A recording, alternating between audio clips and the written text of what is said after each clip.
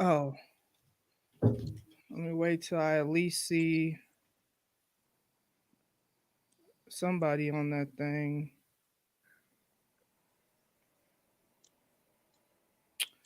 Um, plus let me. Oops. Hey. Okay, Jay and Autumn.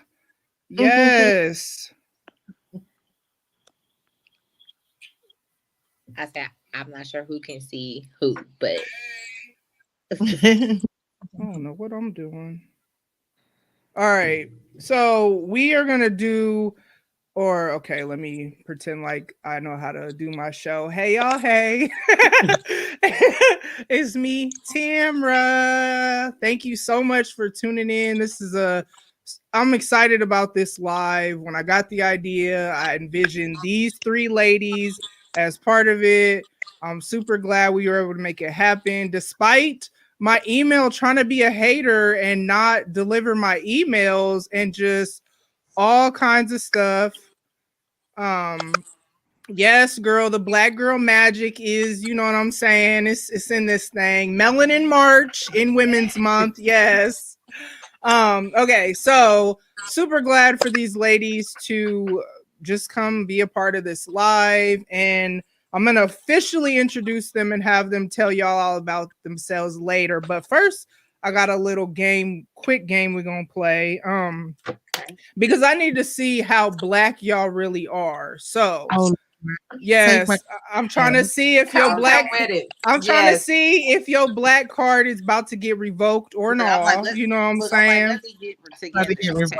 But I was kind that there's not really a right or wrong answer to these. It's more so just what we all agree on or whatever. Or I guess what y'all three, and I guess I'll be the tiebreaker maybe or whatever. Yes, the black girl magic is yes. Okay, so in the category, let's talk about boundaries. I like this. In the category of boundaries, what's something a visitor to your house bet not do? And yes, it says bet not do without permission. Is it A, go in your refrigerator, B, lay in your bed, C, put their feet on your table, or D, boo boo in your bathroom? Hey, Audrey. Wait a minute. I don't know. I got two. You better not go in my bedroom. Me too. You better not put your feet on my table. That is just nasty. I'm with her. Them two. Do not. I was thinking food. No, or no. I was thinking food in the go get the food out the refrigerator and feet on the table. Because I was always taught like you always when you visit someone's house, even people's house you still ask as a guest, like, hey, it's okay. So you cool with them laying in your bed? No, no. No. Well, I would hope nobody would lay in my bed. I'm definitely not cool with that either. That's why I'm like, dang, that's kind of hard. Why are you in my room? And that part. Yes. As you even count that one. I was thinking like you wouldn't be in my room. So nah. So I'm gonna go with for sure lay in your bed, because if I'm honest, I don't even like my kids on my bed or just anybody. Especially they be like in they street clothes, and I'm like, no, like you're not outside clothes. Right, which my kids are 17, 18, and 21, so they not little no more. Like, no. And I actually feet on the table, I'll take that over somebody hopping in my bed, because no, we're not doing that. Yeah, don't do neither. Don't put your feet on my table. That's just nasty. That's disrespectful. All right. So in the category of expectations, oh gosh, we're gonna do this just one real quick. If you wake up on Saturday morning to hear loud music playing, what might you be expected to do? A, go have breakfast. B, start deep cleaning. C, go to Bible study, or D, play outside. We all said D, cleaning. We all cleaning. nodded our heads Yeah. on B. We all said, Yeah. Deep cleaning. That That's Luther playing, you Mhm. already know what the business is. Mm-hmm. All right, last one in the category of childhood trauma. Oh gosh, it ain't really traumatic, but kind of. It does go along with Wait, hold up. What is the click click click? Yeah, I was like, I hear it too. I don't know. Let me see something real quick. Yeah. Did it go away? Yeah. I guess we'll have to just navigate because it went away when I muted you. Me? No, Lex. But all right. I'm sorry. I'm messing up. No, you good. It is what it is. So, what would your mom say if you hurt yourself while running in her house? A, sit your little ass down. B, I'll give you something to cry about. C, that's what you get. Or D, stop all that crying. I'm gonna say C. That's what you get. That's what your body. Really, that's what your ass get. Put your ass down. Man, I'll say it's a tie between A and C, depending on if she already had told you to sit down and then you got hurt. I feel like that's when it's going to be that's what you get because you didn't heed the warning. But I think if it's just that's the first time happening, it's going to be A. So, yeah. All right, y'all. So just wanted to kind of have a little icebreaker real quick just to see how black y'all ladies are in Melanin March or whatever. You know what I'm saying? But I brought these ladies here. If you saw the flyers or whatever, we're going to get into talking about healing from trauma. I'm going to have them introduce themselves first. If you've never listened to my show, I guess I should go first. My name is Tamra. And I host the Tamara Till the Break It On podcast, which y'all see it. Y'all see my canvas back there. You know what I'm saying? Your girl is upgrading out here in these streets. Hey, Chris. And so new episodes drop every Thursday. So, and then I do a live show once a month. Also, we have the podcast happy hour this Saturday on JBoog's platform, but I'll get more into that later. So, that's me. And then I guess we can go with LaRhonda next. Just go that thing in a circle. Okay, I need to be professional. Hi, I'm LaRhonda. I am a drug and alcohol counselor and a mental health therapist. I don't have a show name. That is my show name. I do counseling, and I'm also an adjunct professor now. Yay to me. Okay, period. Yes. Okay. Get it. Okay. Goals. So that's me. Yeah. Period. Okay. Next. Who's next? Kira, you can go next. Okay, I'll do it. So I'm Kira, host, mom, and creator of Moms and Martinis, where we create a safe space for tough conversations. It's a podcast that really brings you into the kitchen table talk that I share with my friends. We talk about our mental health. I talk about minding your business, which is, again, checking your mental health, making sure we are drinking our water, moisturizing because your black will crack if it's dry. Just everything that goes along with minding your business, whether it's paying your bills, nurturing relationships, caring for your children. A part of that is healing from traumas and actually doing the work. So I pride myself on doing the work out loud. And it follows journeys of mine. One is Mommy Moments, where I share things about being a mother. The others is, brown liquor and bad decisions, because I do that often. And that falls under the bald head host shit that I like to do. And then the last one is hashtag Operation Stepdad. So it started off with me talking about dating, but it came out to be, it's a lot of baggage that I have in order for me that I need to unpack before getting into a relationship.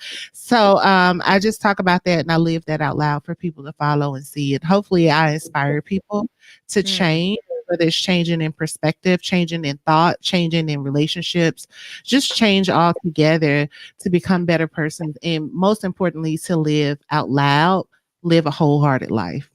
All right. Next. You're muted. There we go. Shoot. Okay, there we go. I'm so bad with the muting, unmuting thing. Hey y'all, how y'all doing? This is more of the Free Space Podcast. I also work in social work as a mental health therapist, so go us, we out here. I'm going to be pursuing my doctorate of social work. Actually, I go back to school in the fall. So hey, yes, okay.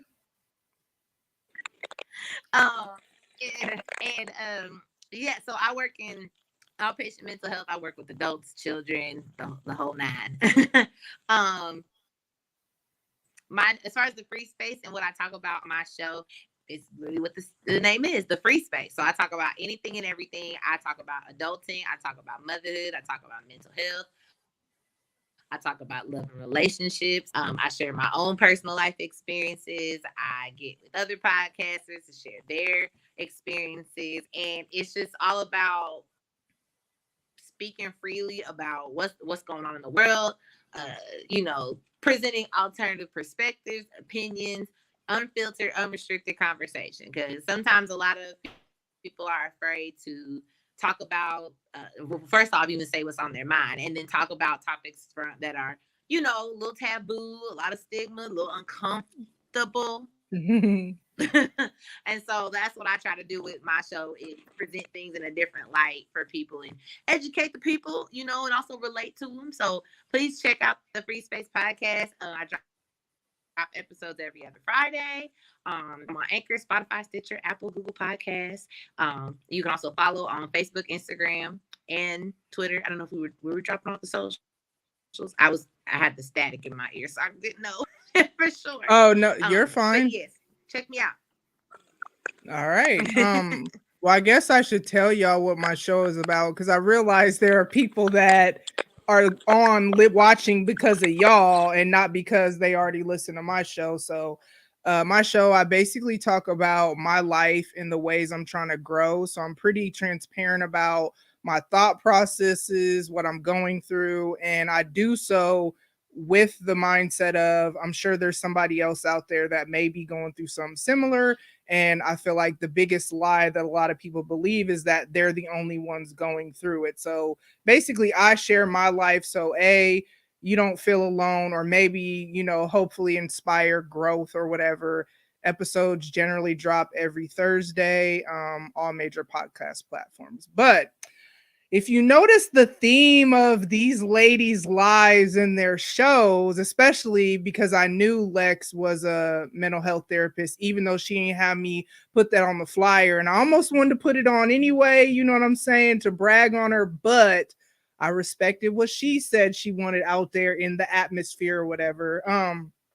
But I brought these ladies here because either LaRhonda, I've known her for about 11 years, and then Kira and Lex, I listen to their shows, and their shows are shows that the topics often cause me to dig into my own life. They've shared their lives and kind of what they go through and all that stuff. And I figured I wanted to have a live where I create a space where if you in the audience have questions or whatever, especially since we have professionals on it here, feel free to do that. Or if you just want to listen to us tell our business and talk about how we heal from trauma, I know you definitely can learn from that too. So before we get into the show, I do want to real quick do a promo and promote Viva Fit Kitchen. Now, if you live in the Omaha, Nebraska area, you need to jump on this. And if you know anything about me, I only promote what I'm for real about. So someone I know started this. They give you food advice, meal prepping, community support to help you achieve your fitness and wellness goals. Now, I know about it firsthand from the meal prep. Now, if you're like me, I've been on this snatched 40s journey, you know what I'm saying? And if you saw me on last month's live, you see it, results out here and whatnot. And one of the biggest ways I've gotten those results is not just from working out, but also from watching what I eat, being more mindful. I cheat, I do all that, but for the most part, eating foods that are not going to have me feel lethargic afterwards. But then sometimes you just super busy and you don't feel like cooking and you don't feel like defrosting the meat and doing all that stuff or whatever. And so the cool thing about Viva Fit Kitchen is they have, first of all, it's authentic, healthy Mexican meals, which I love Mexican food. And I had I gotta remember, the Viva Fit bowl with chicken. I had the zucchini lasagna with ground turkey and one more that I can't remember. Oh, the salmon and zucchini. So good. It's affordable, but then also they deliver. Now, in this pandemic, you maybe ain't trying to be out here, you know what I'm saying? So if you live in the Omaha, Nebraska area, the website, Lord, the website is in the description of this live.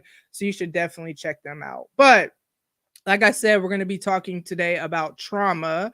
So the first thing I'm going to do, because I really like to define things, a lot of times I think I know what something means, and then I really don't when I actually look up the definition. So I'm going to define trauma real quick and also talk or just kind of define the 3 types of trauma. What I'm not going to do is give specific examples, simply because I don't want you to get caught up on, well, I ain't never been shot or stabbed or raped or whatever, so I didn't have trauma. Trauma is more so about how it affects your emotions. So I want y'all to focus on that, because a lot of times we be walking around here thinking about, oh, that's just how it is. And really we walking around with PTSD and need to go get some healing. So trauma is defined as basically just a deeply distressing or disturbing experience, period. Like, that's what trauma is. Now, there's 3 types of trauma. There's acute trauma that mainly results from just a single distressing event, but it's extreme enough to threaten the person's emotional or physical security, and it'll have like a lasting impression on the person's mind. Again, that could be literally anything. Now, how that plays out practically is excessive anxiety or panic, irritation, confusion, inability to have restful sleep, feeling of disconnection from the surroundings, unreasonable lack of trust, inability to focus on work or studies, lack of self-care or grooming, or aggressive behavior. So that's acute trauma. Next level, or I won't say these are levels. So the next one is chronic trauma. So that happens when a person is exposed to multiple long-term and or prolonged distressing traumatic events over an extended period of time. And several events of acute trauma that are untreated can progress into chronic trauma. That's why it's so important for you to make sure that you are trying to be healthy mentally, emotionally, and even spiritually. Now, the crazy thing I thought was interesting about the chronic trauma is that it said the symptoms can appear after a long time, even years after the event. So I thought that was super interesting, but then again, it makes sense given stuff I've gone through in my life. How this plays out practically is unpredictable emotional outbursts, anxiety, extreme anger, flashbacks, fatigue, body aches, headaches, nausea, and trust issues. So that's the second type of trauma. The third one is called complex trauma, and it's a result of exposure to varied and multiple traumatic events or experiences, generally within the context of an interpersonal relationship, so dealing with other people. And it may give the person a feeling of being trapped and really has a severe impact on their mind. How this plays out practically, which this is like the most vague one, it affects the person's overall health, relationships, and performance at work or school. And that's all they have.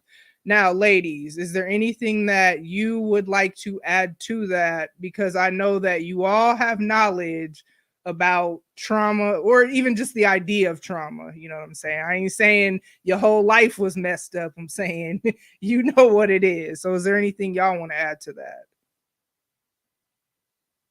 Well, I know based on the definition of trauma that I've experienced a number of things with trauma. But as you were reading the definitions, I know people thinking like, she's laughing. I'm laughing because I'm like, oh shit, this is relatable content.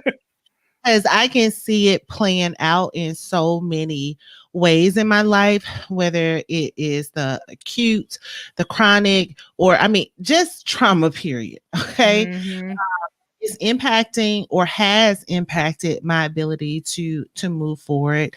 When you talked about work, ironically enough, I'm dealing with well, I ain't gonna say too much, but trauma in the workspace, right? Mm-hmm. Raw. And as I mentioned, like being on hashtag Operation Stepdad or, mommy moments, I see that trauma come up, and it shapes the way that I view relationships, whether that's with my children, with my friends, with my families, with significant others. And if we're not careful, it can bleed over and really negatively impact. But the ironic part about it is, like you mentioned, Tam, we begin to think that it's norm. Mm-hmm.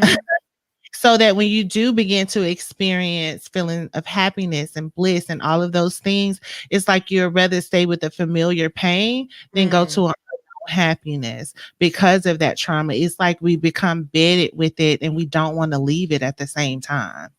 Yep, that's where the self-sabotaging gets into play, where you could have success. It could be even something like, I've even seen it with my weight loss journey, where I had success earlier, even than the progress stuff I'm posting now.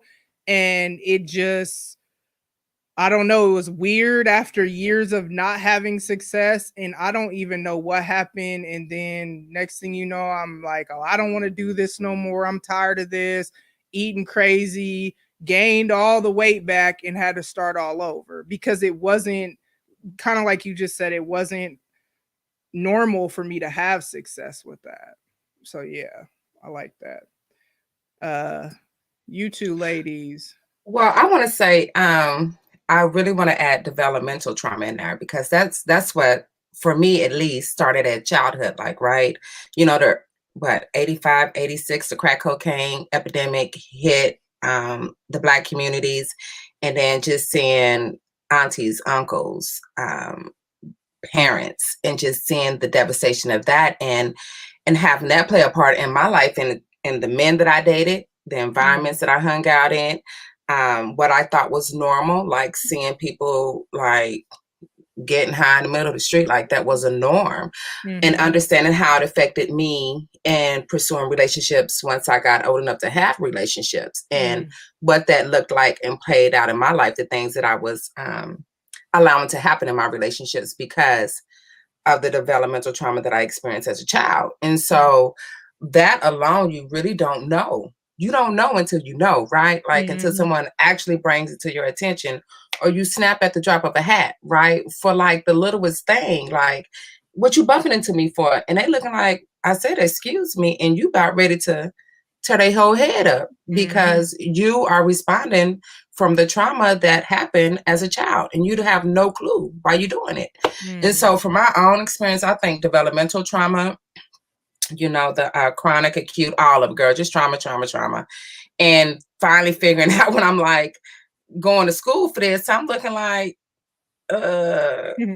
your girl kind of messed up. Like, I gotta get a handle on this, because I'm messing other people up because I'm snapping on them. And it's just is crazy when you finally figure out that trauma actually, for a lot, starts when they are a child. And it's not our parents' fault, it's some things. Sometimes it is our parents' fault. But yeah, that's all I got to add to that. Like, oh Lord, bless me. Lex.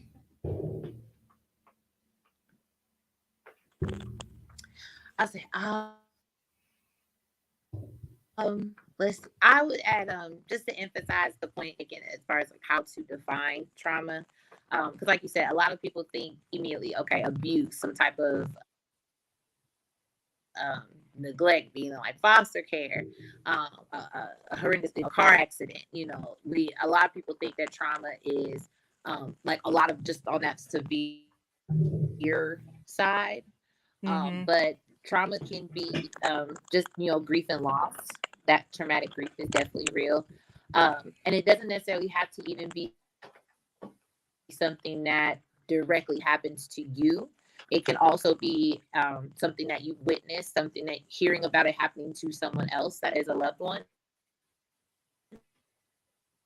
for you, a family member, just re-exposed to different aspects of the trauma.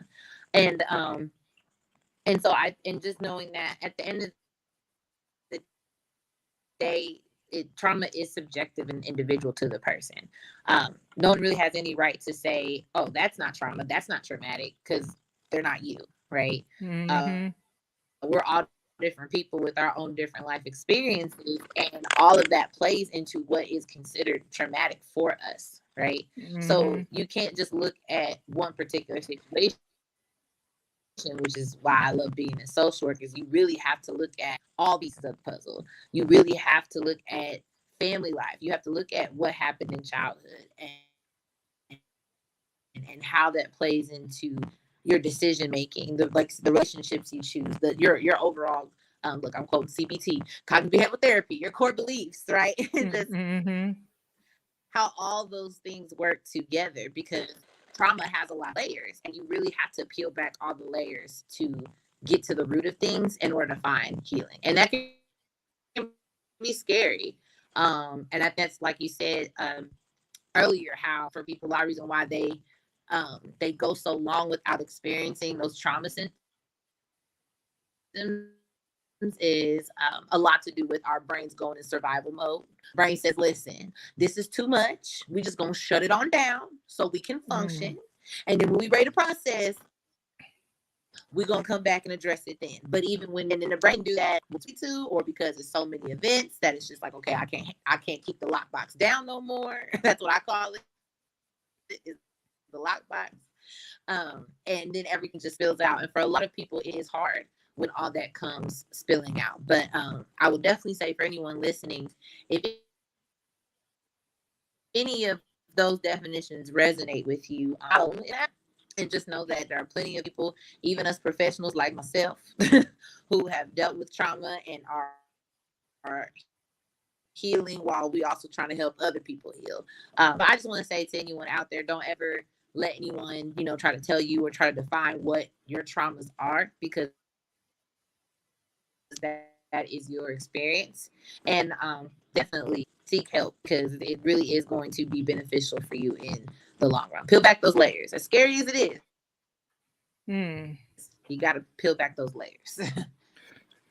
It's interesting because I was actually going to go a different way because there were so many things that I could think of when I was like, okay, what's a area of trauma that you feel comfortable sharing or whatever. But what you just said, Lex, I'm going to go here. So those of you that are not new to listening or watching or know me or whatever, know that 5.5 years ago, my daughter's their dad was killed.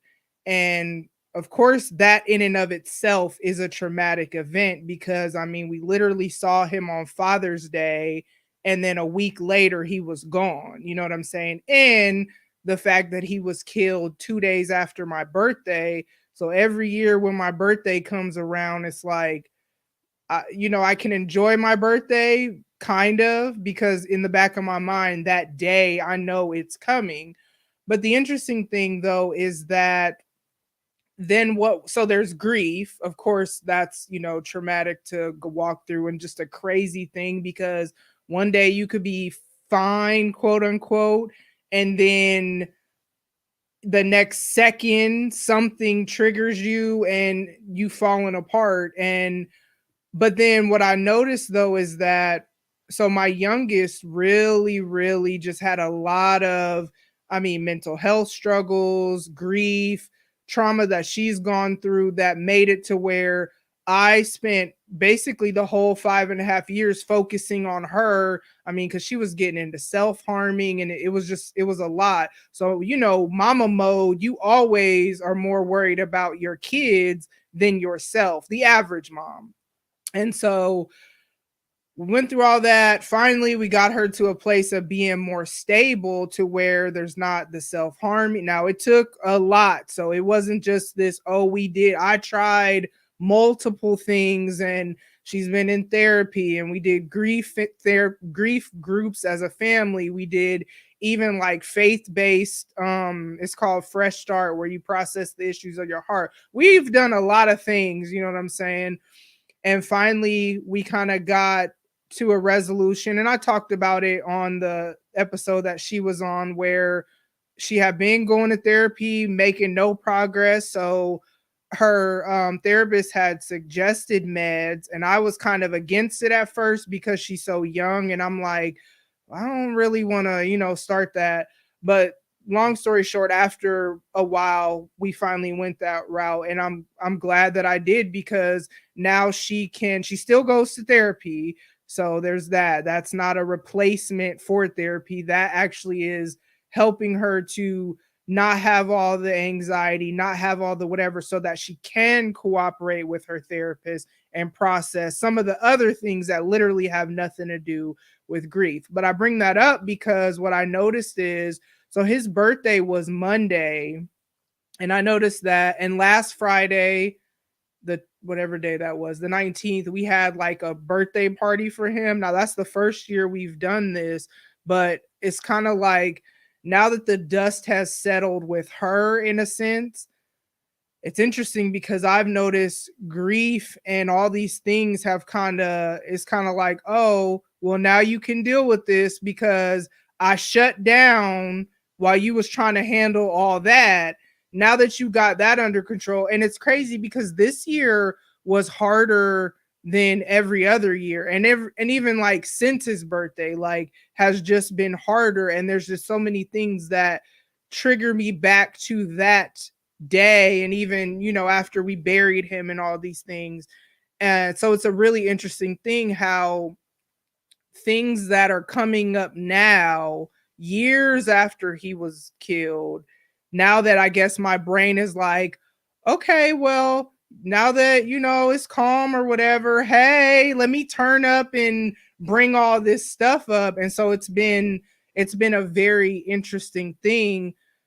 But then also on the flip side, there's her talking about Operation Stepdad. Now, I don't have a hashtag for it, but your girl is out here, you know what I'm saying? Trying to be on this little journey. But oh my gosh, I'm realizing that, how much of a fear of abandonment I have because of my bio dad and that abandonment. But then also because of, as a child being, how do I want to say? I guess we'll just say molested, just for, I don't know what the correct term or whatever is. So because of that, it's just such this crazy dynamic where there's the fear of abandonment, but then there's also not even really wanting to let people get close at all because of the fear of being hurt. And just even the types of, like, there's been two types of men that I've noticed I tend to attract, either the overly aggressive, all they want is what they want men, or the not really emotionally available men that it's like, that can't be the only two men in the world. Like, I know it's some regular healthy men out there, you know what I'm saying? And so it's just been this interesting journey because all of this is kind of coming up like right now, even with the flashbacks of the abuse and just all these things is just kind of popping up like right now. So it's just really interesting how I chose this months ago, but how for such a time as this, I actually need this. And that's how it always works out with my show. But yeah, so I guess that's a great segue to whatever y'all want to share about traumas that you've been through. Yeah, well, I've been taking, as I like to say, copious notes because wait, I'm going to forget. But there's a saying that says the teacher will appear when the student is ready. So I believe that life or the universe, God, whomever, whatever you want to call it, has its way of presenting these opportunities for you to heal and grow when the time is appropriate. So a part of Moms and Martinis, and what I say is really learning how to prioritize your own mental health even before your children. Right. So how do you learn how to parent through all of these traumas and all of these things, understanding that in order for you to become like you becoming a better person makes you a better parent. Right. So when you talked about the self-harms, the med, parenting through that, fresh start, again, relatable content.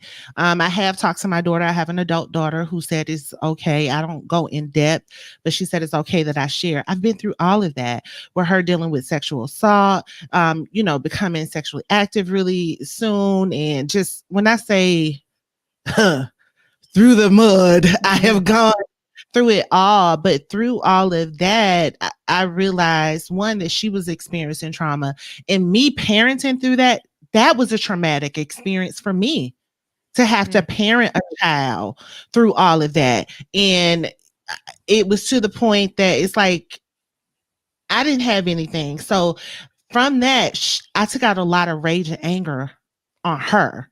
Like, why are you doing this to me?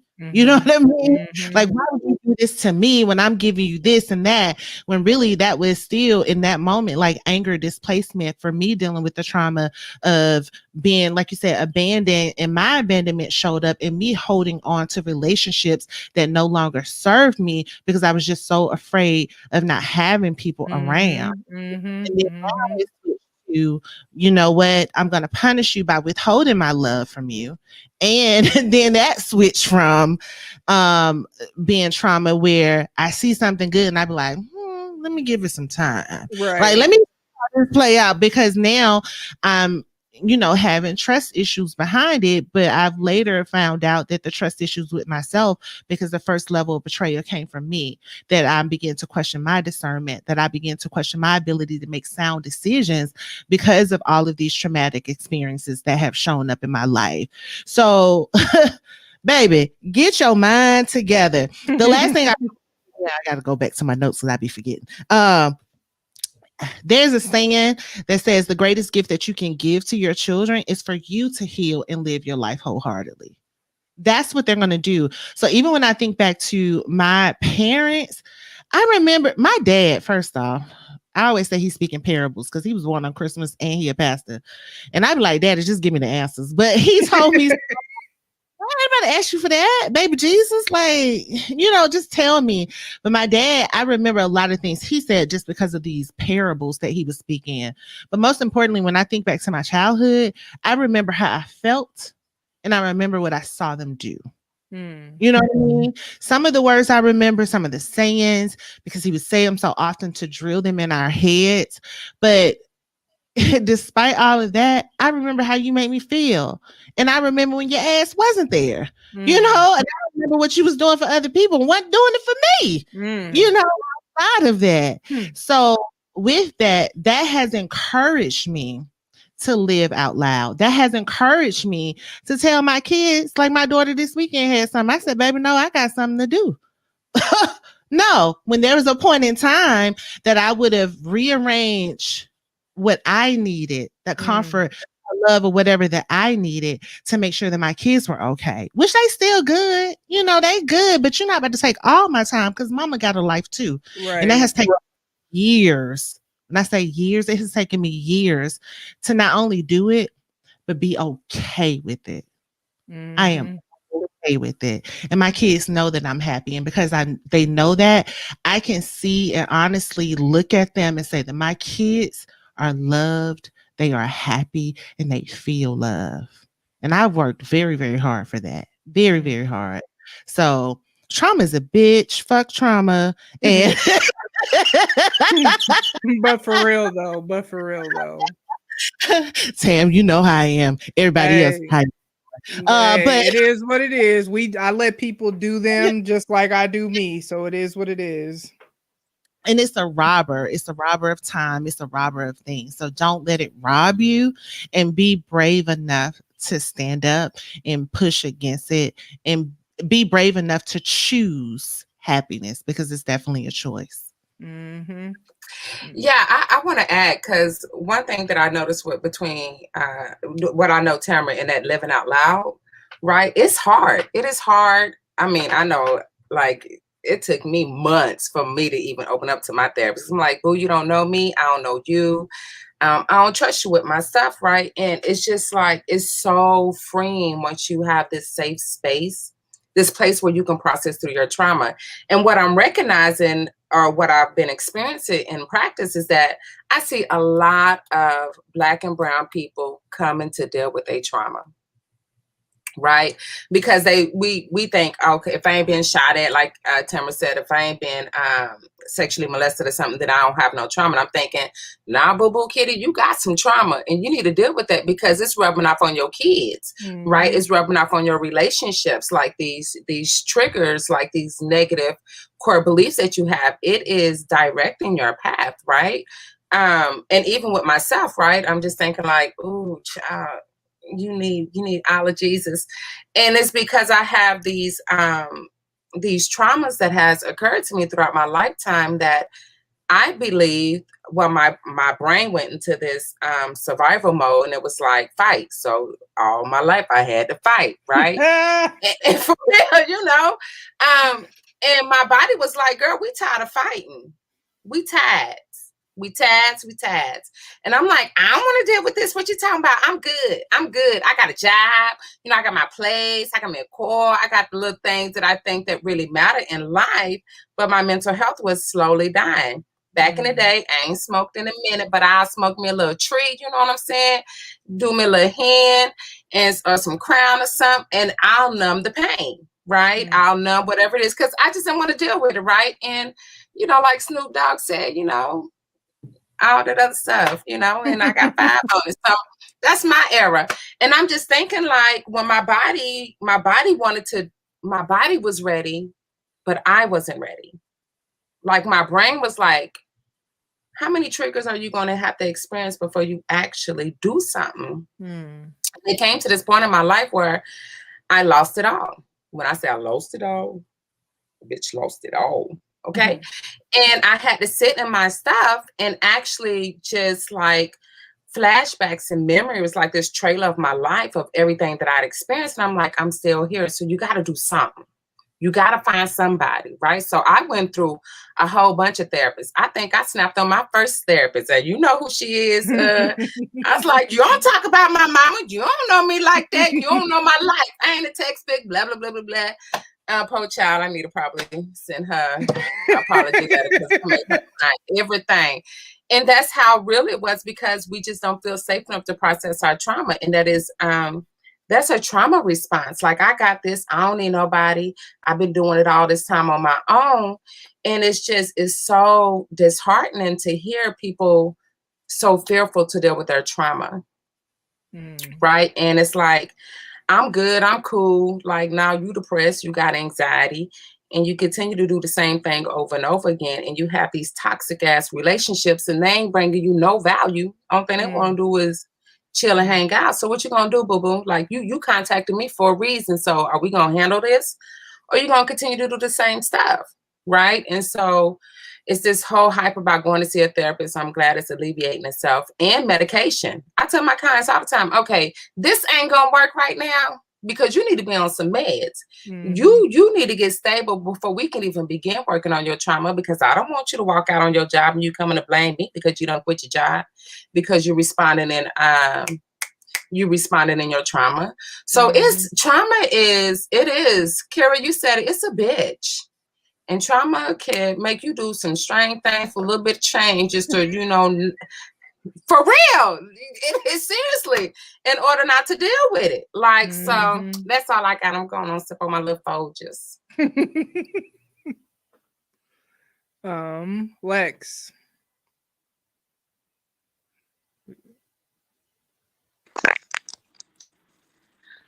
So it's very interesting and fitting we're having this conversation. So if anyone's ever listened to my show or knows me on social media, along with being a mom, I've been a caregiver officially as of last week on the 17th for 8 years now for my mom. So it's funny we're having this conversation because, and it's funny how you mentioned, Tam, for you about your birthday, just the memories and everything coming back, because I've been in therapy a year and a half now, and literally last week and yesterday, and today, between talking to my therapist and my best friend, Rich is just always emotional for me, because everything literally just comes back. So just to give some background, my mom, she had a heart aneurysm and a stroke. So March 17th is the day everything happened. It's like when y'all say trauma's a bitch, I was like, "Ooh, yes," because literally that date, as y'all can see, is stuck in my mind, literally. So yeah, it was March 17th, 2013, and literally just like you, Tam, everything happened super abruptly. Like I was literally just got back to Bloomington, Indiana, from spring break. Just home, seen my mom. Went back to Bloomington. Everything was cool. And then I get a call, and it was on a Sunday. So I call saying that she's going to the hospital. She's got chest pains, and then next thing you know that she was having surgery. And basically, long story short, she had to have a 7-hour open heart surgery because she wasn't taking her blood pressure medicine for 3 months, and the wall around her aorta, that keeps your blood flowing on track, it tore. So she had a very rare type of heart attack, but a very deadly one because blood was going everywhere where it shouldn't be. And basically, the doctor said that she should have died within 20 minutes or less. And the interesting thing is that she drove herself halfway to the hospital and called the ambulance when she couldn't make it no more, and she was asleep in the kitchen. So when folks talk about living testimonies and miracles, my mom is definitely one of them. Praise God, because she really should have died. And so like that happened on Sunday. Monday, I go back home. I find out everything that's happened. She dated, and whole nine. And then the next day on Tuesday, that's when the doctor says that she had a stroke somewhere during or after the surgery. They couldn't tell us when, but that it was on the left side of her brain, that it hit her parietal lobe, and that controls your speech, your temperament, all those things. Speech and temperament. And then basically that it was just it was we don't know. So for a good month or so, it was we don't know. And she was on ventilator too. She had a trach in her throat. Definitely the scariest moment of my life, because they were talking about we couldn't get a read on her brain, that she had to have like neurological surgery. Like it was very all this. So all this was literally going on this time 8 years ago. So fast forward to April. She's still in a nursing home. She's gotten her speech back. She's made a lot of strides. Her memory is mostly still intact. She struggles with her speech still, but like earlier, she called me on her iPad. I got her new iPad, and she's been FaceTiming me ever since. So we've had some strides, but it is definitely still a bitch for me, to be quite honest. Like I said, every time around this year, I'm a mixture of emotions. I post on Facebook, of course. I testify how good God has been, was brought through. Just the fact that like when everything happened, I was in the last. But I was a 5-year senior, so I was in my 4th year, basically. And I remember just praying. I said, God, please just let her live to see me graduate college. Just let her live to see me graduate college. And she's managed to live to see me get a master's. She knows I'm going back to school. She loves being a grandmother, all that. But it's still hard because it's ongoing. going for me. She did also started having that was in 2015. And so for me, as far as facing my trauma, I was in survival mode for a good minute. It was, I gotta finish school, I gotta be able to get power of attorney, I gotta do this, I gotta do that. I really literally did not start facing everything until 2019. And it was because eventually my brain and body caught up and said, sis, okay, you gonna keep playing. You gonna keep all right. And I think for the longest I didn't want to face it because I just kept, even though there was things that I already knew I struggled with, like my self-confidence, my self-esteem, and those were attributed to other things, just my weight, getting picked on when I was younger, those things. But everything with my mom, I didn't realize how much, like I was saying, how there was a lot of things that connected to that event, and it brought a lot more stuff out that I didn't realize I was even holding on to. And so with that being said, I have made progress. Definitely therapy has been very helpful. I love my therapist. I was able to get it right on the first try. But for the longest, I didn't want to face all of it because it was like, well, I am the therapist. I know all the techniques. I mean, I know I struggle here and there, but it was just like, I should know what to do. And then it got to a point where it was like, okay, I have to figure out what's going on because I wasn't like you, emotionally unavailable men. I'm like, I don't know why I keep attracting these emotionally unavailable men. And yet I kept dealing with them. And my heart got so broken in 2019. That's when I was like, okay, I have to do something. I have to. Now, I will say, and what I would say is, it's not so much where I had flashbacks. And this is something I also want to add. Like I said, trauma definitely affects everyone differently. It's not so much flashbacks, but I sometimes just definitely involuntary memories, negative thoughts or anxious thoughts at times, but a lot of my trauma and things processed out through my dreams. I've had nightmares that are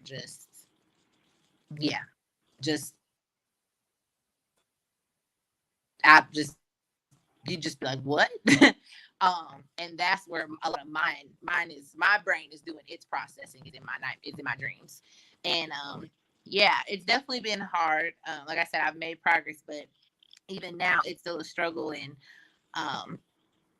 because I just think of a lot of, wishing, my mom has made so much progress. There's times I get down about the fact that I don't have her 100% in the physical like I used to.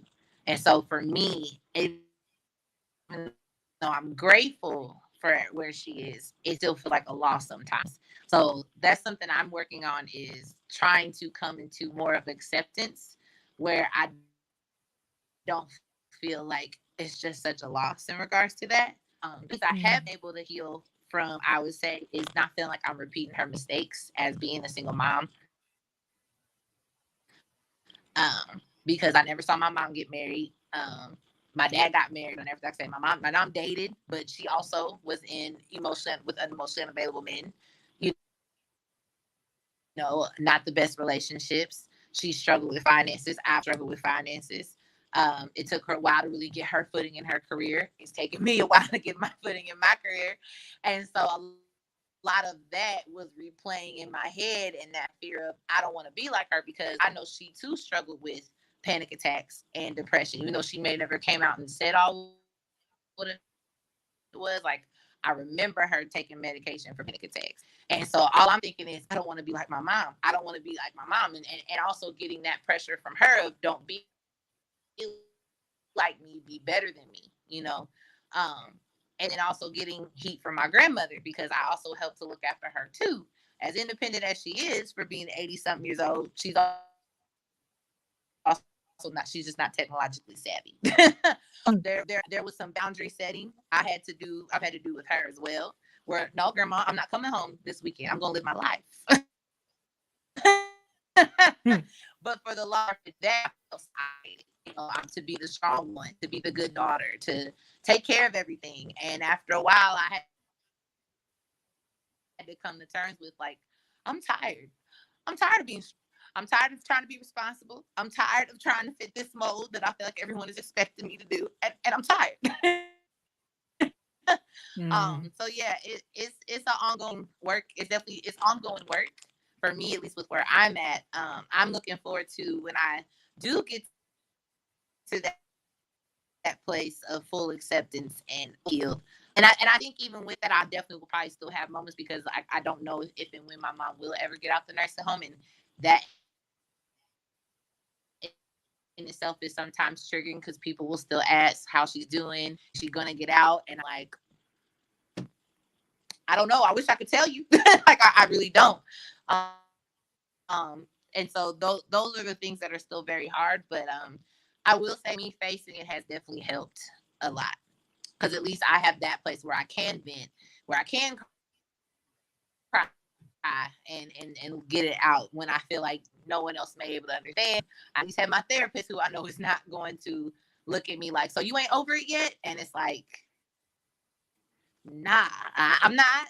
I wish I was. I'm getting there, but I'm not.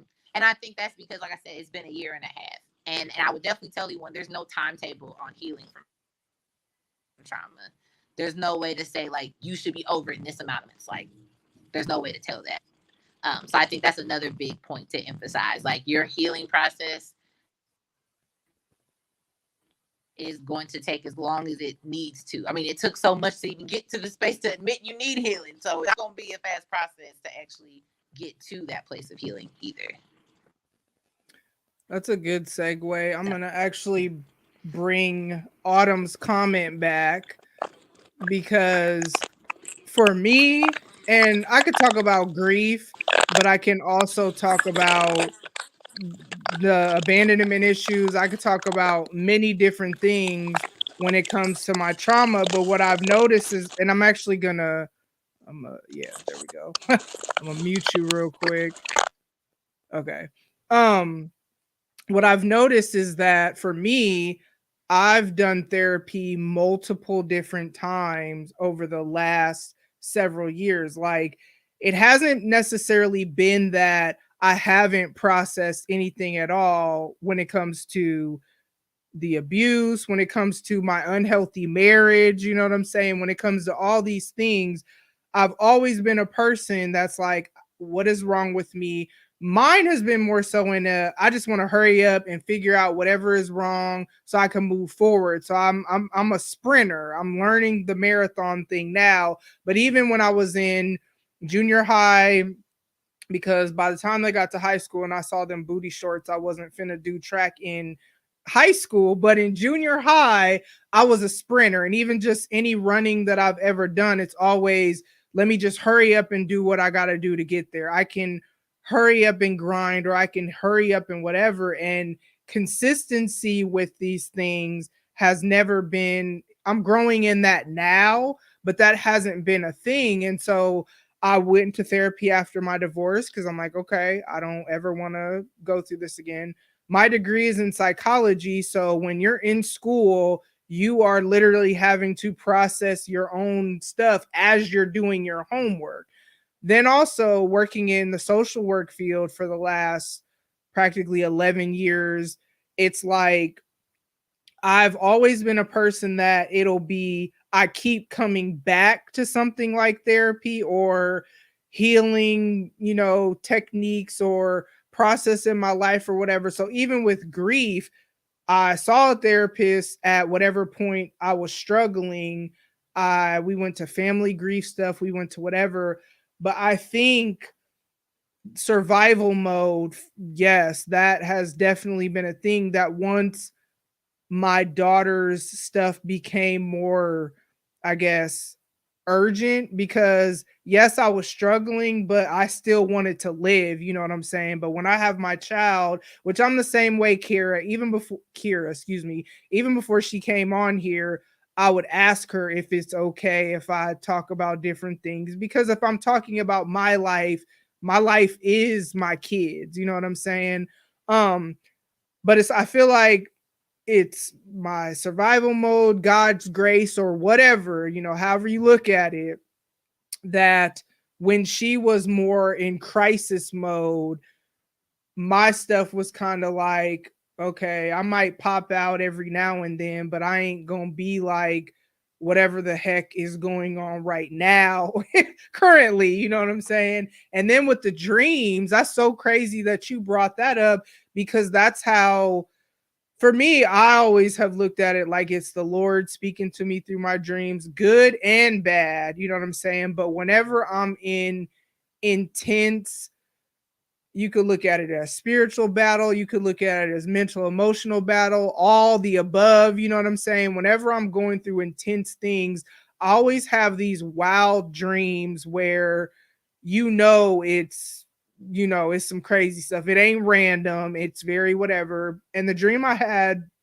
matter of fact, the other day was that, I guess I'll take this off. The dream I had the other day was that I was trying to get in a car to drive forward. I don't know where I was going. And then first of all, okay, I don't know if y'all have ever seen Snowfall, but Snowfall, so when she brought up the 80s crack epidemic, I started to be shout out to Snowfall, but you know what I'm saying, I didn't want to mess up the seriousness of what was going on in that moment. But where I resonate with Snowfall is not drug dealing at all. Let me just clarify that, because my coworkers and stuff be lip watching. I ain't out here trapping on the side, you know what I'm saying? But where I resonate is I'm in the process of trying to like start a business and just do different things. And basically that, yes, he was selling crack. Okay, he was selling drugs, but we are watching this man build an empire. You know what I'm saying? And we are watching just a business model and all these things. So it would make sense that he was in my dream. And so we were trying to drive wherever, and all these things were trying to stop me from moving forward, getting in this car and driving forward. And then towards the end of the dream, what happened is, I don't know where he went, but I'm trying to hop in the car, and all these kids, I don't know who's little 3 and 4 years old. I'm talking about the gang of kids. Like, really, all y'all couldn't even fit in this little 4-door sedan like that. We ain't have a minivan. I don't know where y'all thought y'all was going, but all these kids just appear out of nowhere and are hopping in the car, and I'm trying to like kind of push them out. Like, if you don't get gone somewhere, little heathens, because these wasn't, and I love children, but you could tell these was some little baby's kids or whatever. So, and I'm like, if y'all don't like get up out of here, I'm trying to go forward. And the interesting thing though is that I was able to finally get off some of them, but a lot of the kids were still in the car, weighing me down and slowing me down from moving forward. And what I took away from that dream, just because of everything that was also going on with me emotionally related to grieving, but also related to having flashbacks about the abuse, even just thinking about my bio dad and his, what was the word? Neglect, I guess that's the word we'll go with. Even thinking about just the types of men I keep seeming to attract, and it's so annoying. What I realize is that I'm trying to move forward, but there are still a lot of things weighing me down. And so even though I'm somewhat moving forward, I need to get rid of these little toddlers that's all up in my car, because they weighing me down and slowing me down from moving forward, which is a great segue to because it's interesting that trauma happens, but life keeps going. Like, life don't say, all right, okay, I see he, because men go through it too. I see she done been through some things, so let me just chill out and like calm. No, I've seen, I think it was Shan from She Gets It podcast. Shout out to her. She was the first person that she said something like, life gon' life. Life is gonna do what life is gonna do. It don't matter what you got going on. It don't matter what you've been through. Life don't care sometimes. And so it's kind of like, just because I am somewhat moving forward, it doesn't mean that things are not hindering me from trust issues in relationships. I probably attract emotionally unavailable men because I have not been fully emotionally available. Now I am growing, and that kind of ties into what you were saying, Kira, about uh God. I'm gonna just say God because that's what it is for me. Will present opportunities for me to grow when I'm ready. So I've had these opportunities where I have a choice in that moment. And I have to do a lot of self-talk in order to make the right choice.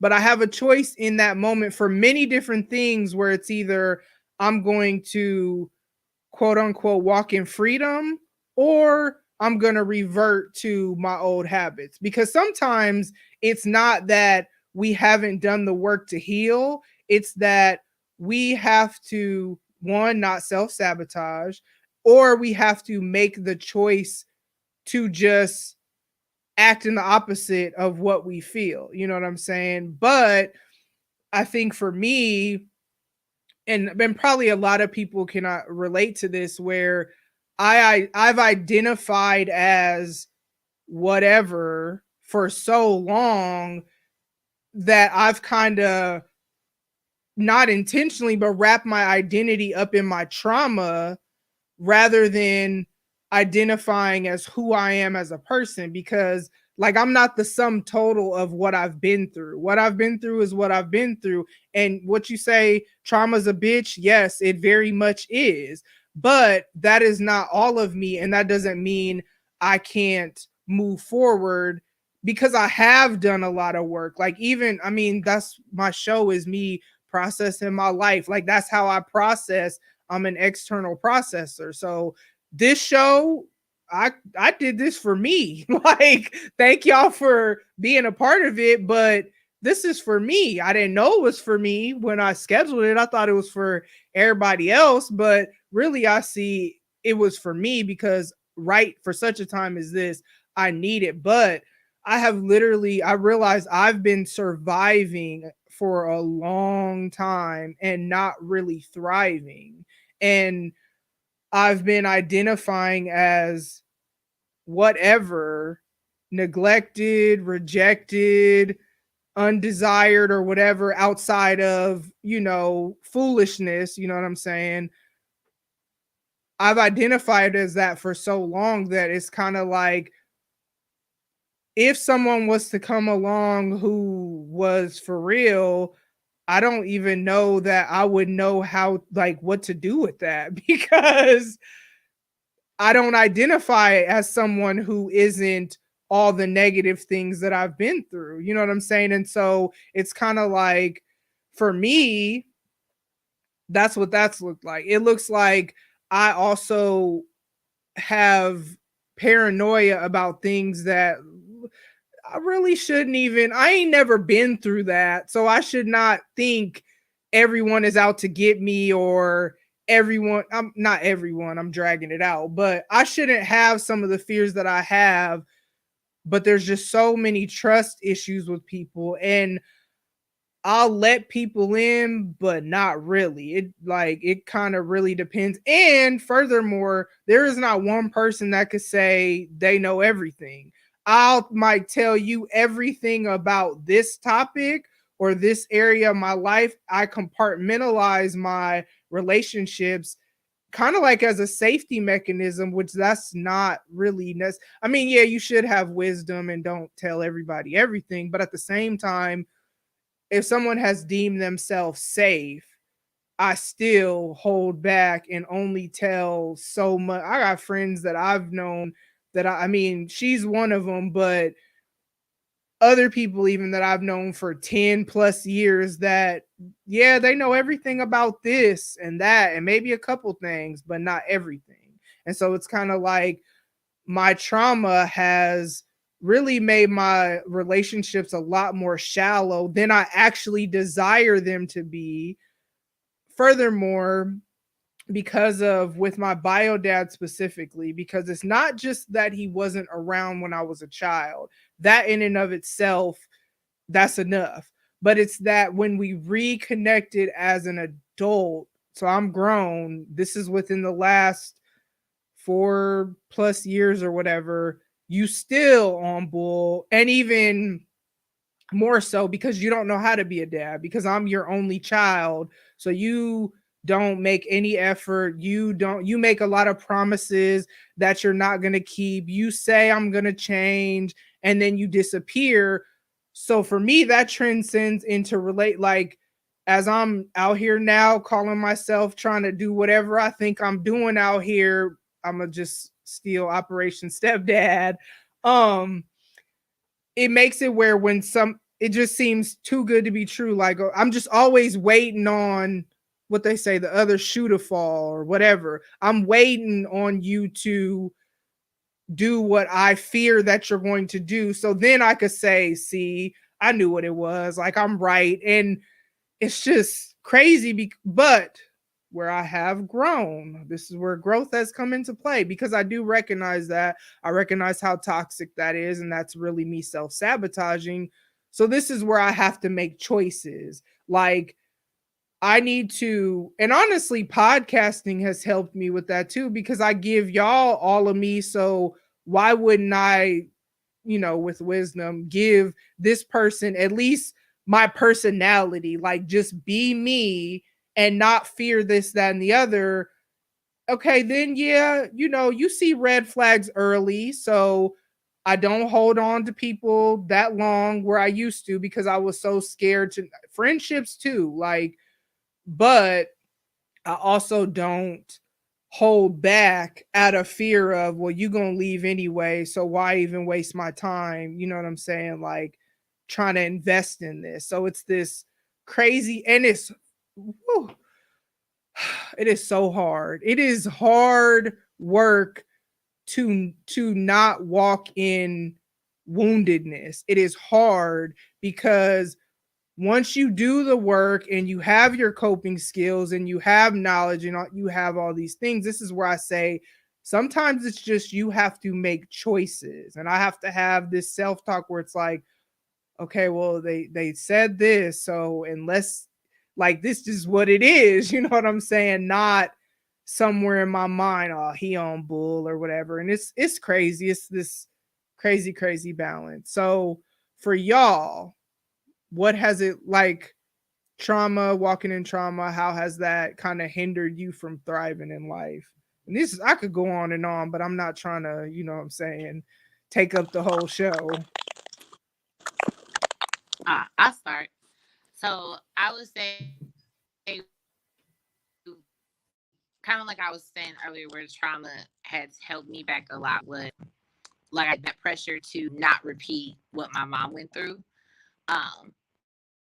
And a lot of that, I think, came up was because, like I said, when I became a mother, it was, of course, you always want better for your kids. You don't want your kids to go through what you've been through. And so that was also my motivation in getting therapy, because I was like, I didn't even realize how just, like I said, there was things in my childhood that I didn't realize I was still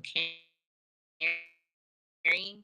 So, like, seeing my mom date the most available men, and at the same recognizing that in her dating, it wasn't just because she wanted to date, but she was trying to fill the void of her and my father not being together. And so because my mom basically was loving my dad for 10 years.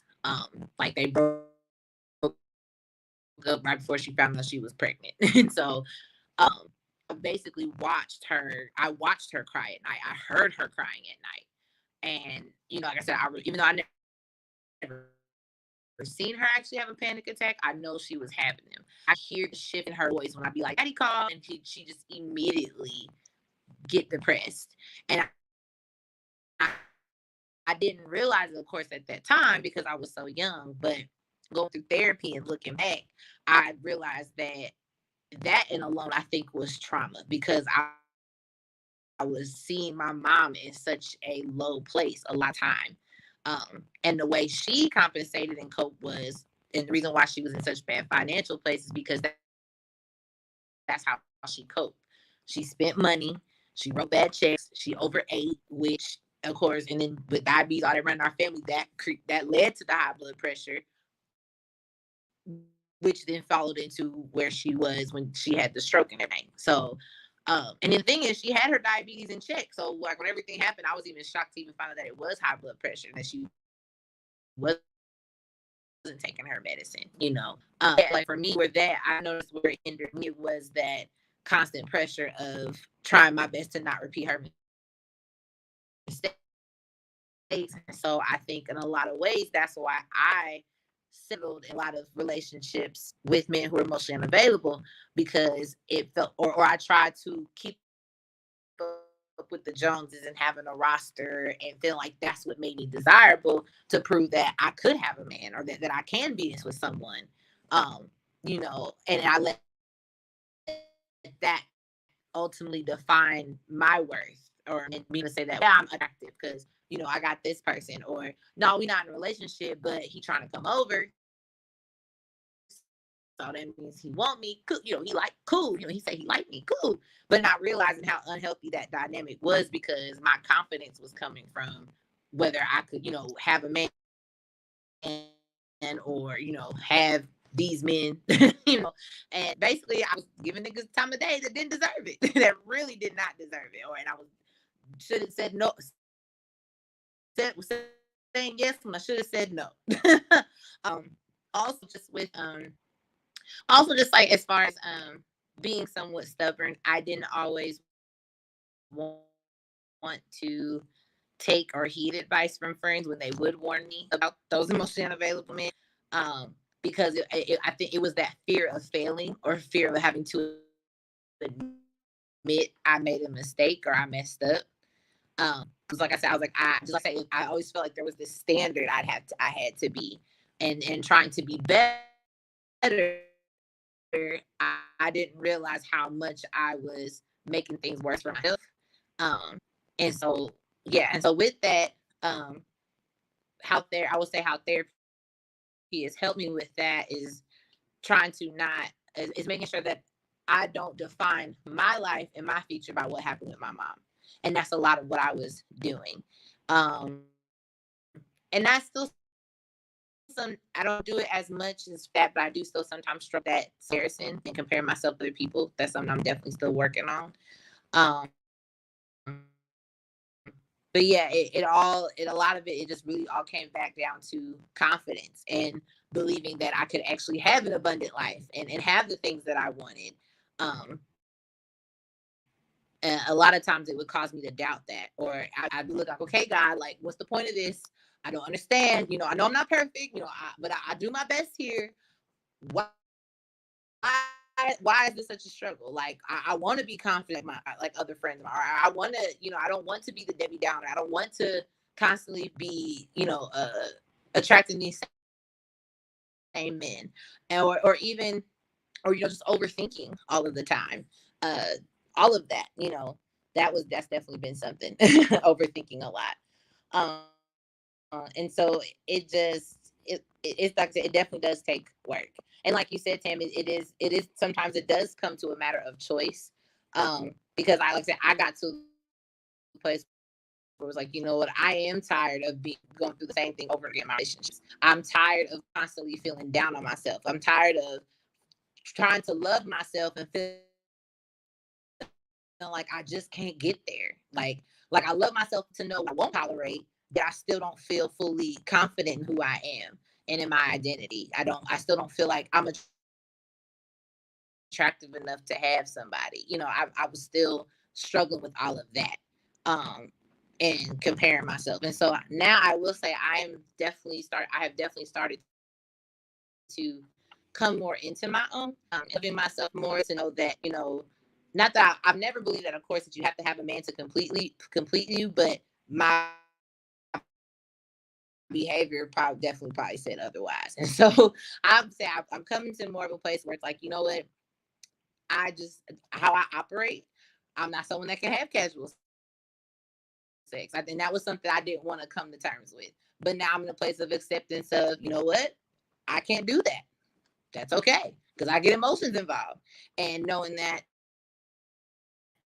whoever is going to be with me, I have to stand firm in that for myself. And I feel like I have to settle or cater to whatever's going on just to have someone in my life, right? Just so I won't be alone. You know, that's something I've come to terms with and growing in that. But yeah, that's where I would say a lot of that has been, is just my confidence and how I operate in relationships. And so I'm glad to say that that's definitely it has its moments, but getting better. I'm going to say I am Lex. Lex is me.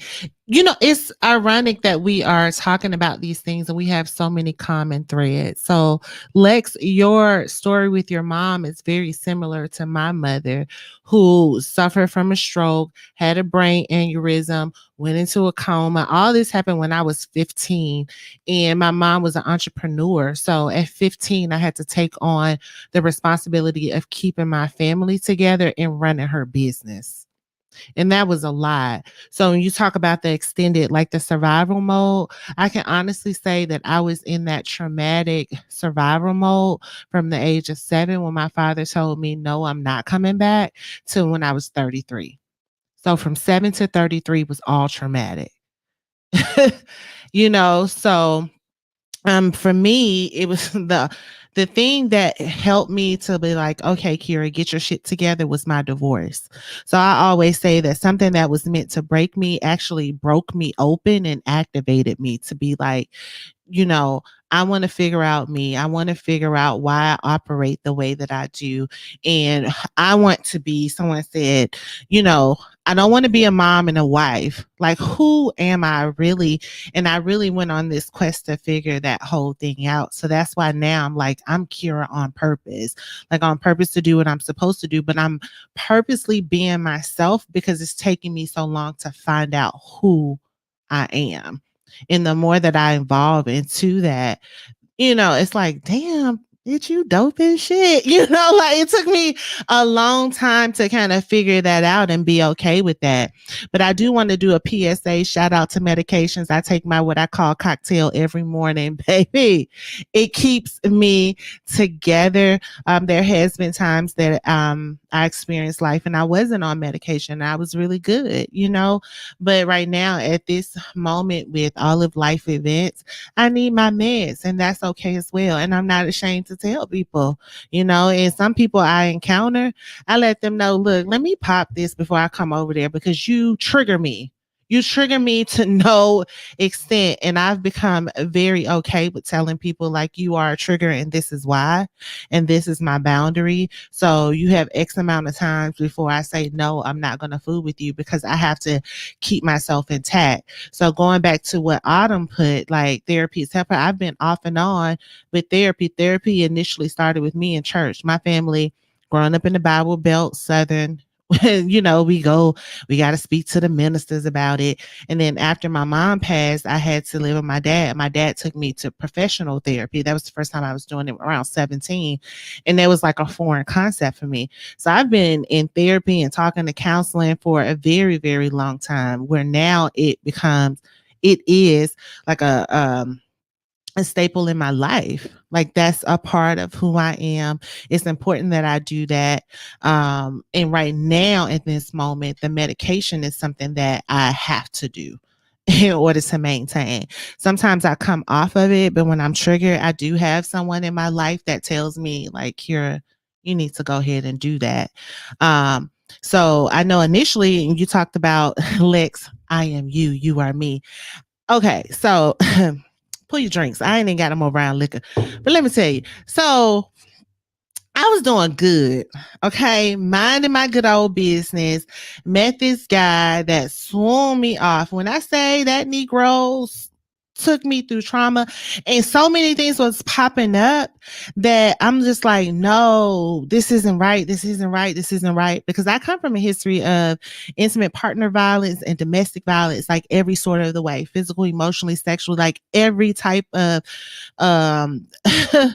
intimate partner violence or abuse, domestic violence. I have experienced it. And I attached myself, as I mentioned earlier, with my abandonment issues, accepted it as norm. Like it was okay. Like it was normal for can I say Negroes, men. Okay. Wait a minute. To pull guns on me. Like honestly, I can say, I ain't gonna put too much of my business out there, but I've only experienced or encountered 2 men in my life that did not abuse me in some type of way. So it was normal for like, oh yeah, girl, he got mad, he pulled his gun. Like, that's not normal. It's not normal.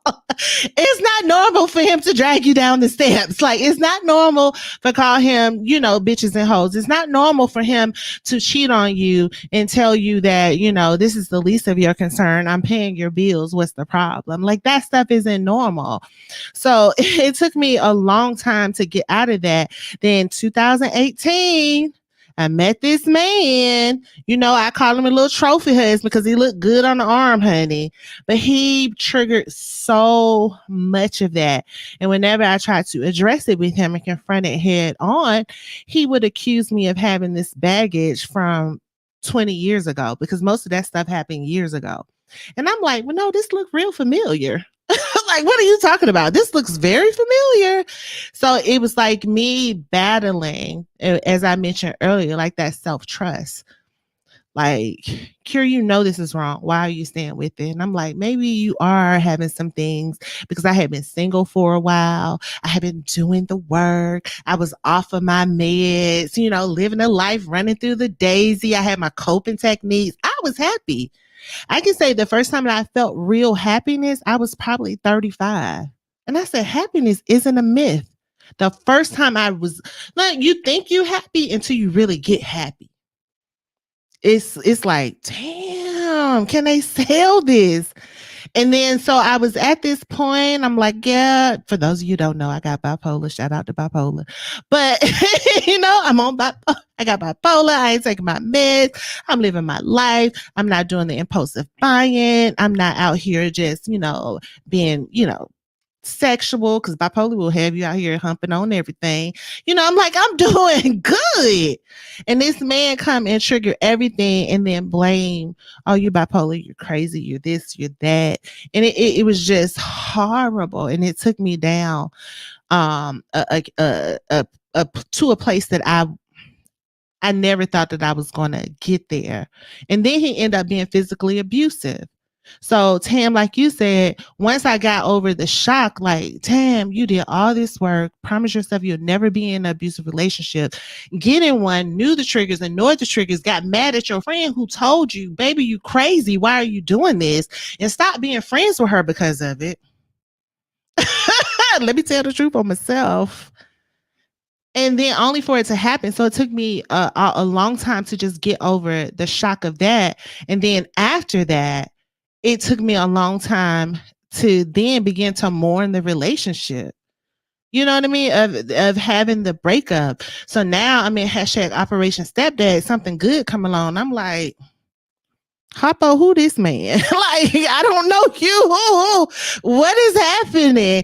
But I know, and I'm like, well, just stay around. Let me deal with my stuff. Like, just don't leave just yet. Just stay. And I'm like, okay, here's a block. Jump over it. You jump. Okay. Spin around. Walk backwards. Okay. Here's a hoop with fire. Jump through it. Okay. Okay. Like, prove yourself. Like, prove it. I got him. You say, Tam, like you say, waiting for the other shoe to drop. And I'm just like, oh my God, I don't know what to do, how to do it, but I'm learning to trust myself more in it. Like, when you knew the last time, forgive yourself. Forgive yourself. Yeah, you did it. Come to the terms. You were digmatized. Okay. Accept it. Okay. And then move on and just know that you're making better choices and trusting myself in the choices. And the last thing I'll say about that is when you talk about the heartbreak, that, I mean, it impacted the way I was parenting. Like I say, it impacted my friendships, everything. The thing that was most fearful for me was like the public humiliation of it all. And now just like holding my happiness and holding the love that I have, it like I'm really scared about like telling people about it because I'm like, I don't want to be publicly humiliated again. That was embarrassing. It was hurtful. It was shameful. You know what I mean? It's so many things, and it's taken me so long to be able to speak about it and actually laugh about it, you know? So it's like, I don't want to have to experience the public humiliation. And then also with that, a response to my trauma was saying that this person, I mask it as a list. That the man got to be like this, like this, like that, like this. And you know what I'm saying? And if it's not like this, then it's not real. When really it's like that, and it doesn't look like the lies I'm telling myself, because this is the box and the safety barriers that I'm putting around trying to protect what little bit of sanity I have left. You know what I'm saying? And that it even manifests in friendships. When, you know, I talked about it, you all talked, Tam, you said like the closeness, there are 4 levels of friendships. You have your acquaintance, you have your casual friends, you have your close friends, and you have your intimate friends. And just like relationships, I go from acquaintance to intimate. Like, bitch, you my girl. You know what I'm saying? But just like in that, people have to, even in those friendships, like earn your trust in that and really build. So the last 2 years of me healing from that heartbreak, I've built better relationship with my children, and I've built better friendships with people, like actually courting my friends, getting to know my friends, like talking and defining our relationship and what that is and what that looks like, how we're going to support each other throughout this, telling my traumas, they're talking about their traumas, and really like helping each other be better people. So that's been a process, you know what I mean? And then even with that, with dating, like understanding like if this is a good thing, if I think it's a good thing, to slow the hell down and really take the time to build in those levels of intimacies and build with those levels of trust, and just know if it's real that you don't have to be so quick to jump at it like it's not going to go away. And that's the same thing with our friendships. So trauma, I don't think I would do it without my meds. Again, shout out to my meds, shout out to my therapist, shout out to bipolar, like all of it. I say it's my superpower because with bipolar, you have so many emotions, and I'm always questioning what's real and what's not. So I've learned to be very self-aware. I've learned like just the slightest of things when I'm off, because I'm like, I always, you know, now to a point that I can say, you know, like, Tam, you said this. I heard this. Is what I heard what you said? Because let me tell you the lie that, let me tell you, I always tell people now, let me tell you the story I made up in my brain. Like, I just tell you, like, ooh, honey. Then they tell me what happened. I said, ooh, let me tell you what I made up. You know what I mean? Like, baby, trauma be on the loose. So I'm glad now that I have people in my life that I value, that I can actually have those type of conversations with. And because now I have those people, I'm holding on to those people for dear life. Like, I don't want them to go, you know? So that's a little bit of abandonment too. But anyway, I'm hushed. Before you go, LaRhonda, because I had to get like here and start taking notes because I'm like, okay, and I'm gonna tie 2 things that y'all both said together. What I've seen it play out in my life is, Lex, where you said you know that now you can't just have casual sex, and I've said that on here. I just know that about me. I used to be there, and you know it was what it was. But what I know though is that one part of why I did that is because the fear. Okay, so remember, there's being abandoned by my bio dad, the person who he didn't sexually abuse me or anything like that, to then having a man in my life who did molest me. So it's this one, not knowing how to establish boundaries, not knowing that I don't have to give myself away in order to keep someone around, because that's a lot of what I would do, is in an effort to not want to be abandoned or rejected. Because really what I've learned is that, as now that I'm an adult, and it's so funny because I listened to Now, pretty much I only listen to indie podcasters that I'd have met on the Twitter or Instagram because I like to tweet at y'all. I like to talk to y'all about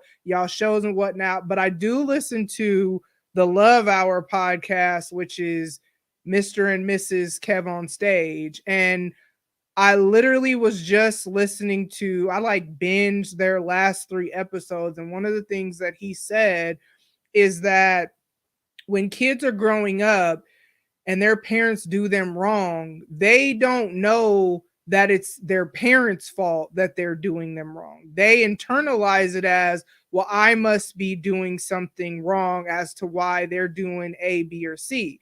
So I took my bio dad's rejection, neglect, whatever words you want to be there, the nigga just wasn't there. That's just what it was. Even in my adulthood interactions with him, I took that as, well, what's wrong with me that I'm his only child and this man, and I got he got grandkids.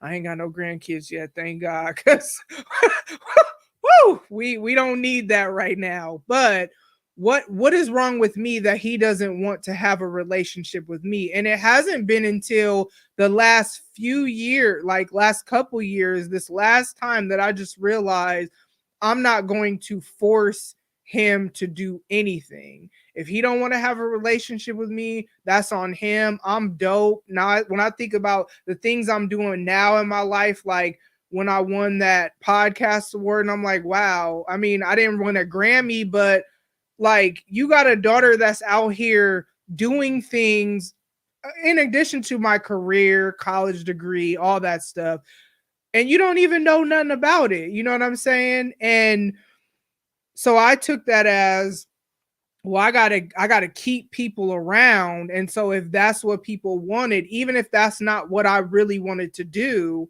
I would do it in an effort to try to keep people around. You know what I'm saying? Now I know, as I've healed and learned my worth and all that, I can't do that because it's unrealistic for me to think that I'm not going to become emotionally attached to this person and want more, even if I try to say, because I tried to lie to myself before, oh no, this is all I want. And they like, okay. And then I'm mad because they gave me what I wanted and that ain't really what I want. So I know that about myself. I know I can't casually do whatever, but I didn't know how to establish some boundaries. But then part 2, Kira, and I heard the episode where you talked about this, where you were talking about you'll go from hi to hey bestie. I've kind of been that way too. And what I realized is a lot of things, like, and part of it is since the girl's dad died, because that was so suddenly, like, he's gone, it made me feel like I don't have enough time left. Like, I gotta hurry up and have all these things happen because, I mean, yes, I can die one day. We all will die one day, but mine has been more so fear-based. Like, okay, I got to hurry up and do this because if I don't do this, and so then it's made me have these unhealthy friendships where we go from hey to hey bestie, and it's like, and then when I circle back, that also ties into the fear of abandonment too. So it's like, let me lock you in. Okay, you ain't gonna be sleeping with your friends, so how can I lock you in to where you won't leave me? And then also holding on to toxic friendships, or I won't say toxic, I'll say it how you said it, Kira, that no longer serve me anymore, because there are seasonal people in our lives. And so once that season ends, I'm holding on to it longer than I should because I don't want to be abandoned by that person. I don't want to have this void where they're no longer there. But then once you added grief into it, I realized that in the pandemic, it's been crazy, but I work from home and life is slower. So I've had a lot more time to just think and reflect on life. And I realized that I've been living in fear ever since he died, thinking I got to hurry up and accomplish all these things because, you know, tomorrow I could go. Tomorrow I could go, yeah, but I don't need to live in fear as a result of that. And then the last thing is the exposing lies part. Me and a really good friend of mine, that's what we do, where she is my person that some of my fears that I don't maybe necessarily tell other people, because she's kind of been my kind of like running mate for as pretty much as long as I've known her. And so that's what we call it. Like, okay, I know this is truth, but I'm going to expose the lie that I'm believing right now. Like, I know it's not real, but I still need to get it out because we're both external processors. So I just wanted to get all that out before we get too far away from y'all. And then you could go ahead, LaRhonda, with how trauma has hindered you. Thank y'all all for sharing. I don't know where to go because it's hindered me in a lot of places. Where do I go? I'm trying not to expose myself too much, just a little bit though. So trauma has hindered me in developing relationships, trusting myself and trusting other people. That's just the gist of it. I was daddy's little girl. Then one day he was gone. Then the next day my mom was shooting at him. Mom, please forgive me for putting your business out there. And then my brother was getting shot at by the police when he was 14. And then me running away when I was 14, 15, because I found out that my mama was still in contact with my daddy, but I ain't seen him since I was like 7. So how you still got his phone number, right? And so all that psychological, emotional trauma, right? I just stopped trusting people, right? Like, if I can't trust my own mama, and mama, please forgive me if you ever watch this, I am so sorry. Okay. If I can't trust my mama to tell me where my daddy is, and then all of a sudden I'm having an emotional breakdown, and then she called my daddy, and I hear, hey, baby. And I'm thinking, how do you have his number? All this time you knew where my dad was, right? And shortly after that, I think probably, I want to say March, around that time, whatever, when I was 14, going on 15, I took off. I left, never to return until I was 21. And so that just, I think that was a pivotal moment for me, that just, if I can't trust my mama, right, and I'm taking care of your kids because they not mine, and I love my brothers, I just throw that in there, who can I trust? Right. And so I have trust issues still today. However, I was talking about relationships, and I had to learn to set these boundaries with people that I kept this unhealthy emotional attachment with, because, this sense of loyalty, right? You was there when I was at my worst, so I'm gonna be there for you. And it is toxic. It's toxic as hell. Like, we on two different things right now. Like, I could do everything because I want to bring you with me. But bitch, if you don't want to come, I gotta let your ass go. And that's just the truth. And it's not that I'm better than anything, but I'm trying to heal. Like, I'm a whole therapist, so I can't be telling you to heal yourself and ain't working on me. So the past 8 years, I want to say I've been working on myself. And in that process, hell, I lost a boyfriend that I got locked up with, and I was about to do a whole life sentence for this man. You hear me? Like, I'm gonna be there for mine, listen to them songs and stuff like that, the trap T.I. and all that other stuff, I'm that my chick bad, all that toxic, unhealthy, traumatic shit that I thought was just okay. And please excuse me for cursing. If anyone that knows me, I really don't curse like that, but I'm in my moment, so it is what it is. And 22 months locked up, like, if you don't get it from there, like, girl, you holding on to relationships, whether they intimate, friendships, family, you got to go. You got to go, because how am I supposed to get myself better? How can I complain that I ain't got nothing when I am not allowing myself to be free and be happy? Like, don't I deserve that? Like, Why I gotta struggle? What? Because I'm a Black woman, I gotta be strong all the damn time? That is a lie from the pit to hell. I am tired. I have trauma. I have issues. I can no longer carry everyone on my shoulders. Bitch, I'm carrying you and I can't even carry my damn self. Like, come on, like, what kind of mess is that? And so I've lost friendships. I mean, we cool, but they not like in that intimate. Right now, they're acquaintance. Like, and we cool. It's like, I got friendships. I'm not gonna put up on those. So I'm gonna say 10 years plus, right? 10 to 30 years. And I'm 41. So we've been friends since a minute. Like, I gotta let you go. I gotta let you go. I can't listen to the same. We can't have this emotional attachment towards each other, right? Because it's unhealthy. I know what you did 25 years ago, but you ain't doing it now. Right. And so what I'm learning now is that I have people in my life and we communicate. Look, that hurt my feelings. You made me feel inadequate. You made me feel like I was dumb. I didn't appreciate that. And we don't get mad at each other. We communicate. We talk about that, right? I have people in my life from church, my mentors, and we meet on a weekly basis. I don't care if it's 6 o'clock in the morning because I know me. I isolate. I get depressed.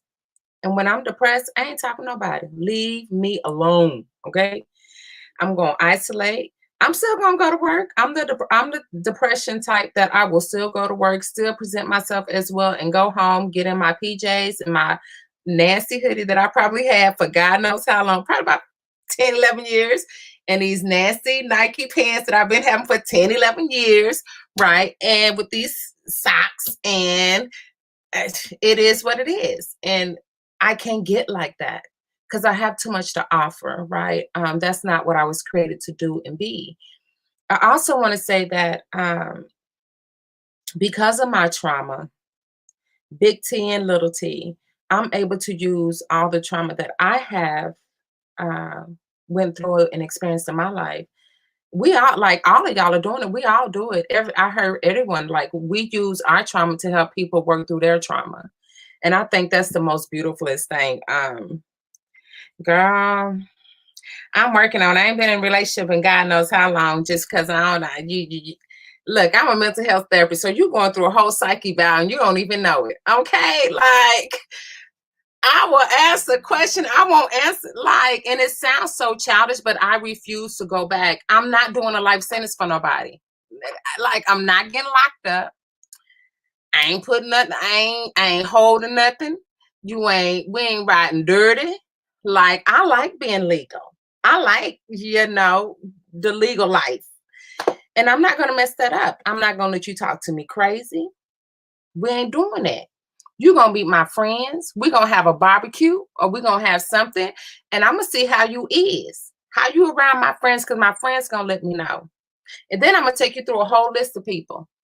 Mentor, spiritual mentor, business mentor. You going through a whole list of people, bruh, before you can even think, right? Because I've been there and I've done that. And I can't have no casual sex, girl. I'm a whole Cancer and I ain't into the horoscope thing, but we love, honey. We love to love. And we is not, we can't, bruh, you minds. What you talking about? Let's say I do, because we're not doing all that, baby girl. We're not doing, who, me? You crazy. Child, please. You got to put a ring on it. We ain't doing any of that. And anyway, I'm just, okay, let me stop, because I'm about to say something so inappropriate. But go, LaRhonda. Right, girl, do you? They saying they needed this, so that's why. For real, like, I know I'm a good woman. Like, and I, no matter what, I don't have much. I got enough, but I believe in love. And in order for me to be loved, I need you to be emotionally and mentally well. At least 80%. Because I'm gonna give you 80% of my emotional and mental wholeness. And that other 20%, like, I'm gonna have to figure that out with you because it's two people, right? And I get a little insecure, I'm thinking I'm all that, most days I think I'm the shit. You know what I'm saying? Like, this bitch is bad. But then the other day, it's like, girl, you is hood as hell. You done came from the streets. You get out, girl. I go through this whole thing, and I'm going for my whole doctorate. I graduate hopefully next year. Because I'm supposed to be a whole Dr. Flowers, and I still feel insecure in all of that. So, like, find out some good people. Find you good people, and it's gonna take time. For me, it takes time. It took my mentor. I've been with my mentor. What I got locked up in 2007. Met her in 2000. I met mine in 2008, and we still meet once a week. Because I didn't trust her the first 6-7 years of my life. I'm okay with that now, because now I trust her with everything. Well, not everything, because, you know, she's saved, and sometimes my little ratchet thoughts be coming into play.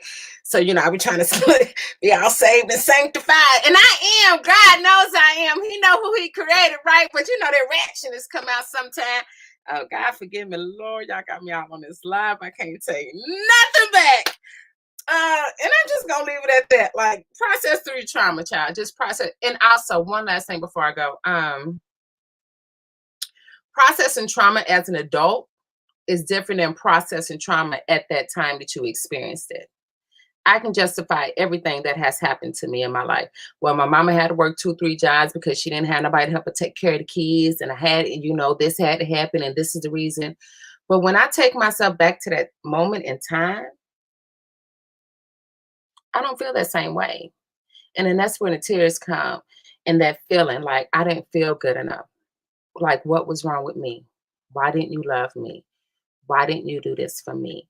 So I tell people, okay, I get it. You understand it as an adult because you got kids and because you've been married and you've been through this. But remember that as a child and go back and take your trauma there. And my little child person, she Rhonda. And I tell people, you don't want to meet Rhonda, okay? Because Rhonda, she ain't right. You want LaRhonda. Better yet, you want Flowers, because she's the one you really want to. But let Rhonda come to that scene, baby. I feel sorry for anybody, because you're going to get the trauma response filled me. And that's all I got.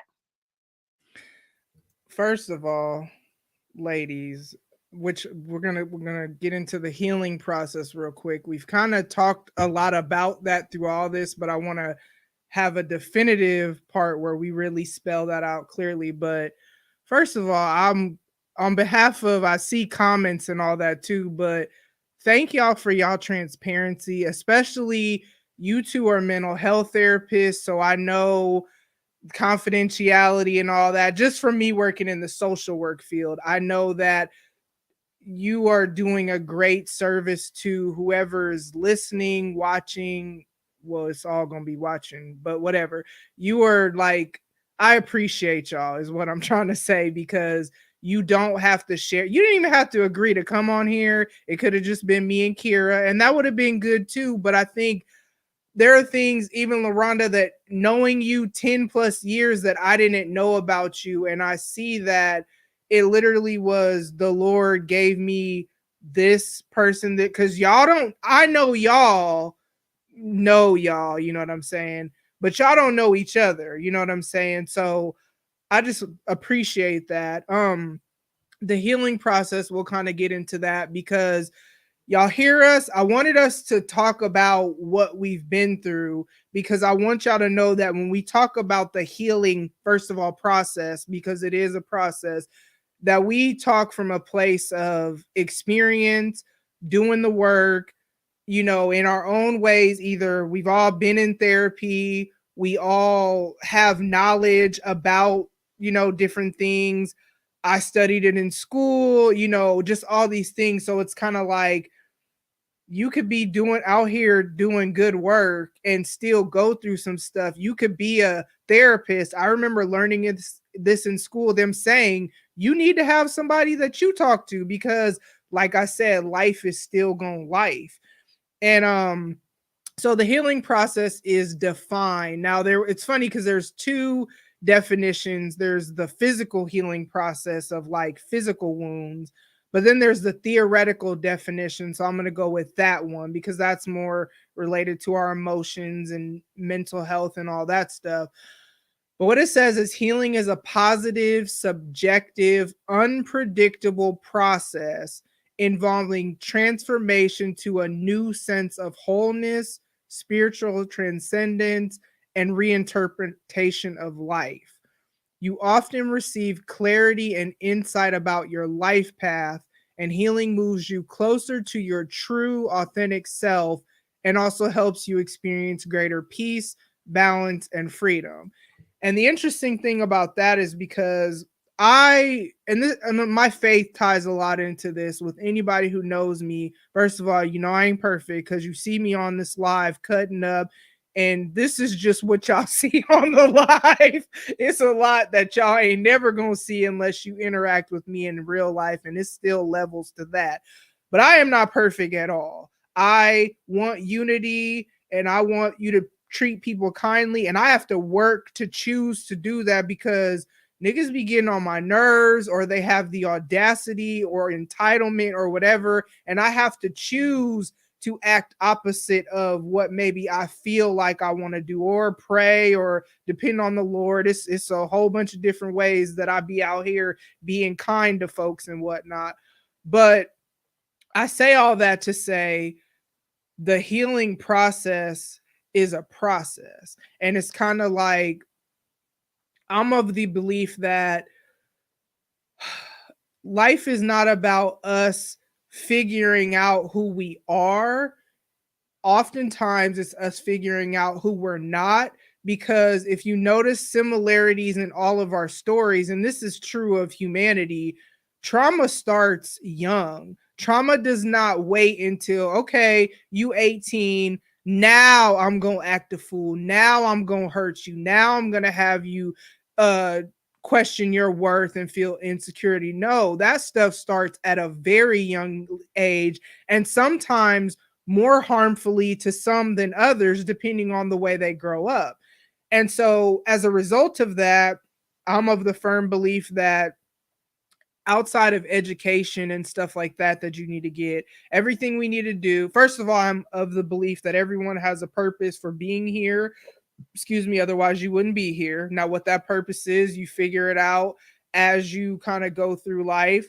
Second of all, I am of the belief that everything that you need to do to fulfill your purpose is already in you. You may need to get education to get the credentials and learn whatever, but certain characteristics, certain whatever, that was when your mama and daddy came together and that DNA made you. That's under the belief that I am. So that said, though, you go through life wounds you, your heart is hardened, and all these things. And so as you go through the healing process, healing from different things, healing from maybe the same thing over and over and over again when you're triggered and all this stuff. And that's where I say the choice sometimes comes into play. But as you go through all these things, you then discover who you're not. So whereas, let's back up where I said I used to be very promiscuous, I used to do all these things for many different reasons. And so that is who I was defined as, but that was never me. And it took me healing and all these things to be like, girl, that ain't you. You don't want that. You don't need that. Kind of like she said, you mine. And I'm not out here about to be all casually just giving myself away. And I had to learn that that's who I'm not. So I'm under that belief. I wanted to explain that. So then the healing process, what I love about that definition is that it's unpredictable, it's subjective. Healing for me is going to look different than healing for you. You can go through the exact same thing. I look at my daughters, for example. They both lost their dad in the exact same way. Same mama, same daddy. So it's they're, I guess you could say, the same in that sense. But what healing has looked like for them and grieving and all that, two completely different processes. Because if you notice when I was talking and as I continue to talk, it's really just my youngest that has more outwardly struggled. It doesn't mean that my oldest daughter doesn't care, doesn't grieve or whatever. We just went to the grave site because, like I said, his birthday was Monday and she went. That was the first time her going since he died because she didn't want to go. So obviously processes look different and stuff like that. And so it's kind of like there's many different things that you have to do with healing. I'll talk about in my life, I had to, first of all, it's interesting because when I left my marriage, it was a very abusive marriage, either be it physically, maybe not every day, but it don't matter. A nigga should never be putting his hands on you ever. Like the first time he does that, baby girl, go on and walk away, because if he did it once, he'll do it again. So the first time that happens, that shouldn't have never happened. But then even just emotionally, you know what I'm saying? And so it took me, when we split, now my son has lived with his dad, but my daughters and I actually went to a domestic violence shelter. And it wasn't until, this is where community and where I struggle with isolating, just like LaRhonda said earlier, that's my kind of like when I'm struggling, I don't want to talk to nobody. Nobody cares anyway. That's a lie. You know what I'm saying? But community is important because it took me being around women who were not trying to manipulate me or gaslight me or make me believe that what was going on wasn't really what it was, for me to realize that was wrong. You know what I'm saying? And so then it's like, then once I first acknowledge that I have been through some things, because like I said in the beginning, sometimes we feel like, oh, that's just the way it is, when really we walking around with PTSD our whole lives and need to be healed, and you walking around in bondage instead of freedom. So once I made that, you know, kind of revelation or whatever of, girl, you need to get yourself together. It's been a combination of things. Faith has been a huge part too, but it's not just faith. And this is part of why I'm very transparent about the fact that I am a believer, because y'all heard me say, my daughter's been in therapy, my daughter's taking meds, whatever other stuff I talk about on here, that there's such a stigma when it comes to that in the church. You know what I'm saying? So it's been faith, yeah, but it's also been therapy. It's also been establishing boundaries, learning coping skills, because y'all see me on this snatched 40s journey. Hey, make y'all see it. Y'all see the results or whatever. But I'm having to do a snatched 40s journey to undo the damage that I did basically in my 30s, because I was, up until 28, 29, I never struggled with my weight. Even when I would get pregnant, y'all, the snapback was real. That weight was gone in less than a year. You know what I'm saying? But then when I started having unhealthy coping, food was what I would go to escape, or, you know, I related to the shopping thing and spending money that I didn't really have, creating debt and all these things that now I'm trying to undo the damage of, really all of that, because finances got messed up and just all kinds of crazy stuff. And so it's looked like unlearning behavior as well. It's like, okay, like when I was, like yesterday, for example, what I needed to do, because I knew I wasn't right, is not power through and work like I normally do. I normally I'm trying to tell y'all, their dad was killed and I only took one day off of work. Mind you, I was planning a funeral and all that because his family, that like his mom and them, don't live here. So I'm communicating with them, but I'm doing the footwork. I should have took way more than just that next day off. You know what I'm saying? And I don't often take days off, but listen, yesterday, I don't know what was wrong with me. I told y'all I had that dream. Can't get out the bed all day, where Janae is waking me up to take her to school. And so I text my boss, and at first because I've been having really bad headaches, you know, the stuff they was talking about earlier, that's trauma symptoms or whatever. And I was like, okay, I got this migraine. I'm gonna try to sleep it off and try to come in, because I try to power through. I don't like to let people down, because I know what it's like to be let down. which is unhealthy because I need to, as Kira said, take care of me too. But I guess my body and my mind and my soul was like, girl, if you don't lay down and just lay down. And I literally just laid, I didn't even go to sleep. I just laid in bed till like 2, didn't even eat, just laid in bed. And at some point I text my boss and I'm like, whatever, I can't shake this, so I'll just come in tomorrow. And she, okay, because she's always like, I want you to do what's best for you and your family above all. You know what I'm saying? But did that. Then I watched, because yesterday was the Breakfast Club anniversary, and that is my movie. So I watched the Breakfast Club. I watched In Time. I watched the Goonies, just all my favorite things. I ate sweet potato fries. Oh, this is my favorite. And it's way better than cakes and cookies and all that mess I used to be on. But just kind of like a self-care day where my oldest daughter was at work, youngest daughter at school, and I'm just in here by myself. Like, I'm an extroverted introvert. So I need alone time to refresh my soul. Had that.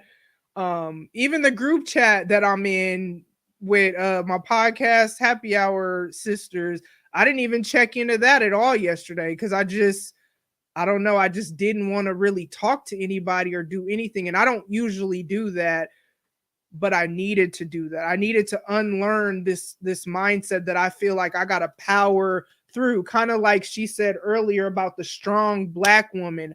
I wanted to touch on that because first of all, I saw a meme the other day that my homegirl posted. Y'all know I always talk about the memes I relate to on this show.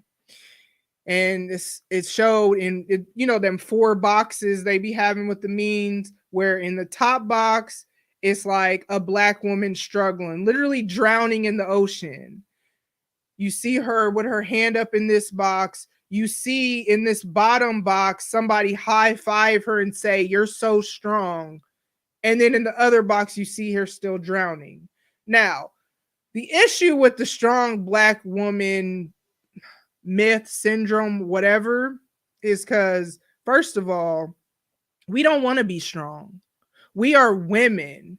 Just because we are Black women does not mean that we want to be strong. We just do what we have to do because we have no other choice sometimes but to be strong. But we are just as vulnerable, just as soft, just as whatever soft feminine words that apply to a woman. We are emotional by nature, all these things. And I just think I wanted to make sure to point that out, because we need to unlearn behavior, but some of y'all need to unlearn these stereotypes that y'all like to put on folks or whatever. Okay, so then self-care, that is a huge thing that has been important for me. So one of me is getting my nails done. Shout out to my nail tech, Jamie. I love her. And I get my nails done because it makes me happy. I go by myself. It's a creative outlet to see her do her thing. She is dope. She ain't taking new clients, so I'm sorry for y'all that live in Omaha, but that is part of my self-care. Part of my self-care is also my show, because it's not even just the therapeutic side of it, although it's that, but having a creative outlet where, just like this, I have an idea and then I get to make the flyer for it, and just the creative process from start to finish for all things, because I also write a blog and all these things, or creating merchandise and all that stuff. That's not just me trying to get money. Although if you want to get some merch, TamaraTheDon.com, y'all see my website right there. You know what I'm saying? But that's self-care for me, because I need to create. I've always been that person, and LaRhonda knows it. And it's funny because her and I talking made me realize that the things that I have the platform to do now are things that I've been doing for the last 10 years. I just didn't have a platform. But for such a time as this, now I have the platform to highlight all the things. And since it's my platform and I'm gonna keep doing it until that's why it's, you know, growing, or I'm adding things or whatever, because it's like, this is self-care for me. This is for me. I love the support. I love that y'all could relate and all that. That's where I share my life. I love that. Shout out to Jalea. She grown now, but she is one of my old students from when I used to work at this program where I would teach 9th to 12th graders job skills. So for her to say she needed this is why I put this together. You know what I'm saying? But that's self-care for me too, because I do pour my life out to others. And I'm not going to get into that yet. I'm going to let y'all go ahead and talk about y'all healing process, you know, and what that's kind of looked like for you. I'll say for me, like you mentioned, Tam, definitely along with therapy, faith in God, God's grace is real. I know folks got their different beliefs, but as for me in my house, no one can't tell me that God isn't real. No one can't tell me that God isn't merciful. No one can't tell me that God's grace is not sufficient, because when I think of times where I literally should have lost my mind, like I said, the nightmares that have kept me up at night, where I'm like literally walking around my house at 3 a.m, praying, laying hands, the whole nine, because I do spiritual warfare is real. Let me tell y'all, God's grace is real. And that was something, like, you know, how we talked about having to face the trauma. With me, you know, knowing God, been in church since I was a baby, the whole nine and everything. A lot of times, of course, I had those moments where I'm like, okay, God, why would you allow this to happen to my mother? Why would you allow us to go through this? But having my faith in how he's brought my mother through has something that has definitely helped along the way. And just like I said, remembering, just at the end of the day, even though life is going life, God has not changed. He's still a healer. He's still a keeper. He is still a waymaker and a provider, and just everything. But one thing I had to, and it's funny, I had in unlearning, even in knowing God, I had to unlearn some things and learn some things about within my relationship with God that has helped in my healing process, and where not only I realized I wasn't being fully honest with myself, I had to get honest with God. And I think that was, and for a long time, I didn't realize that, you know, when you grow up in church, you know, you're told, you know, pray to God about it, take it to God, you know, you can tell everything, God, you know, tell God everything, you know, he's there. But I still felt like guilt or shame about some things. And I know last year I got to a point where I just had a whole breakdown in my bathroom.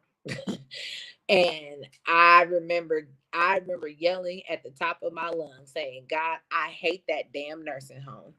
And I was like, I know, I'm like, other folks probably like, Lord, you cussed while talking to God? Yes, I did. Because I was just at the point where I was like, I had to get real. And I like sat on the floor in my bathroom. I was like, God, I literally said, well, I hate that damn nursing home.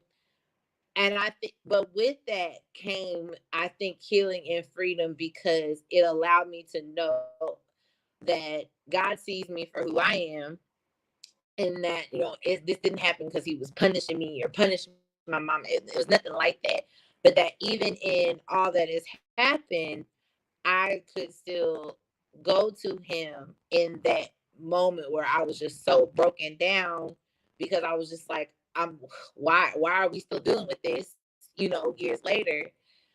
It allowed me to know that God does hear me and he sees me, and the reason why I've been able to make it as far as I have through all this is because of him, and me trusting in my relationship with him and what that means, and making the choice to not give up. Because I definitely could have. I could have easily probably been someone out here self-harming, contemplating suicide. Thank the Lord it has never gotten that severe. And I can't even imagine what it's like to be in that mental place. But even just being in the mental place I was just that was overwhelming enough. So I think that's for me, it really took me getting honest. It took me honest getting with myself. It took me getting honest with my grandmother and addressing things in our relationship. It took me getting, like I said, it took me getting honest with God and being willing to really, when they say like, take it all to God in prayer, I really had to start taking it all. Like just crying and I actually doing what I used to see my mom do, like literally laying on the floor crying out to God. And I've had the moments in my house, I've had the moments in my car. I am not ashamed. And I think that that's something that has really helped my healing, is not being ashamed to allow myself to feel what I feel. And that's what I talk to a lot of my clients about, because that avoidance factor, that avoidance and PTSD be like, nah, girl, don't shut it off, cut it out, don't think about it. It's too much. But you're actually doing yourself a disservice with that, because that elephant in the room, while you trying to act like it's not there, oh, trust, it's still there. And the more it stays there, it's just gonna keep taking up your house. before you know it, you got this big old elephant in your house, and it's gonna get to the point where like your body and your brain's gonna make you sit down and make you face it before you can even think about making the choice to do so. And so once I really got honest about it, that's when I had felt things lift. And I felt I have been starting to feel like I can actually go forward and live in my life. And like that reference is so funny. You said bondage. That was literally the thing where I said, I turned 30 just this past November, and I said, I'm not going in my 30s still being in bondage. I refuse to go back to Egypt. That's what, like I said, I refuse. I don't know if anybody knows the Bible, but when the Egyptians came and the Israelites got scared, and when they was at the Red Sea, and they was like, well, we should have just stayed in Egypt. And God was like, tell them to chill. I got this. I said, see, no. And trauma sometimes will have you do that, where you feel like going back to what is comfortable and what you know is better off than what's on the other side. And I made that for myself. I was like, and I still struggle with certain things like the weight loss thing. I lose motivation at times. Like I said, I still get down on myself sometimes. I still self-compare. But I'm trying my best to get back up now and not dwell in like a lot of stuff like I used to. Like I can definitely see the difference. Because I said, I can't go back to bondage. I can't go back to Egypt. I would rather cross the Red Sea and spend 40 days in the wilderness if I have to get to my promised land before I go back to Egypt. And I feel like when you make that decision to say, look, I'm not going back to Egypt. I'm not staying there. Nope. And just like I said, and making that choice and really being honest with all of that, I think that's where real healing does start. And so, yeah, like I said, I'm setting the boundaries. I'm doing more self-care. Like I said, I'm being real about what I'm allowing myself to actually acknowledge what I'm feeling. Like I did this like with the last couple of weeks and talking about therapy and recognize, like, yeah, March is emotional for me. When March 17th comes around, it's a lot. It is a lot, but I'm now allowing myself to feel what I feel and knowing that that's okay. Because like I tell my clients, our emotions, yes, they're fleeting, but they're valid. And they're there to tell us what we need. And we do have to acknowledge and listen to them to a certain extent. And because if we don't, we'll never get our needs met. And that was what I needed. I needed to be honest. I needed to be real with myself. I needed to be real with God so that I could actually have more of a closer relationship with him, and understanding that through all of this, he has kept me and he has never changed. And that regardless of what I should have, could have, would have did, regardless of the mistakes I made, regardless of the sex I was having, God still loves me. He's still keeping me. And there's nothing I could do or nothing that can be done that can separate me from him. Because there was times I said, okay, God, do I not have a man? Because is it my fault? Like, I was really questioning those things. But that had allowed me to come into a much more, a more peaceful place with that. So that was for me. That's for me as far as my healing is concerned. Yes, I'm gonna say I wrote down a beautiful mess. I'm a beautiful mess, and I always tell people that. The other thing I wrote down is communication is sexy. There was a point in time that I used to say I do a lot of things, but emotions not one, and I was very stoic in that way, and didn't know how to deal with it, and it was very scary for me, and it was very painful. Like and I later learned because I know that I'm an empath, right? But growing up, my family always says, Kira, you're so emotional. Kira, you're sensitive. Or when I would see, the hurt and things that people would experience, and I tried to comfort them, my family members didn't have the tools for that. So they taught me their tools and mechanism in dealing with things. So it made me hard. That was, people get inheritance. I inherited high blood pressure and bad decision makings and being hardened, like a hardened heart. That's what was taught to me. So I didn't know anything else different from that. But I love healing. That is like my sweet spot. And the healing that Lex is talking about, like the Tyler Perry in the shower, slide down the tub, scream out loud, snotty. That is so therapeutic and cathartic to me. I love it. And I know that sometimes I'll take retreats to the mountains. I'm a nature girl, and I will get an Airbnb, like a tree house. Y'all sleeping on the tree houses. But anyway, where I go with the intent to like get the ugliest, snottiest cry, where I get a chance where I don't have any neighbors, where I can scream to the top of my lungs and just get it all out because I've suppressed so much. So one of the things for my healing, I had to first allow myself to feel, because I used to feel a lot. My parents, my sisters, my brothers, my cousins, my family, my environment taught me how not to feel. So I had to first teach myself it's okay to feel. And then from there, learn to give language to it. So, people say I feel some type of way. I don't say that. I'm going to tell you exactly the way. And one of the things that I learned to do is an emotion wheels. I'm sure one of these ladies probably know the exact names. It was introduced for me when I was taking my kids to therapy, but I use it where I can say, what am I feeling? Is it anger? It's not necessarily anger. And as you go throughout, it just tells you different emotions and words. So I learned how to give language to what I'm feeling. And then from there, once I got language, like and identifying exactly what that emotion was, for me, I was curious as to why. So I became very curious about myself. Like, okay, so why is this? And I'm like, let me go back, back. And then as Rhonda was saying, not Rhonda, but because I don't want her, LaRhonda was saying, no, Flowers was saying, learning how to deal with that. And now as an adult, I can justify, not necessarily justify, but make reason to why that happened and why that was passed on to me. And then it comes full circle to the choice to say, okay, now that I figured that out, it's literally, Tam, as you mentioned, like in moments, I can do it a lot quicker now, but where I would just have to be like, whew, what am I going to choose? What am I going to choose? Am I going to choose this emotion or that emotion? I'm going to choose this response or that response. So one thing that I did a whole year of a gratitude journal. It's a book. I have prompted this over in my corner back there. And it said, today is my new favorite day.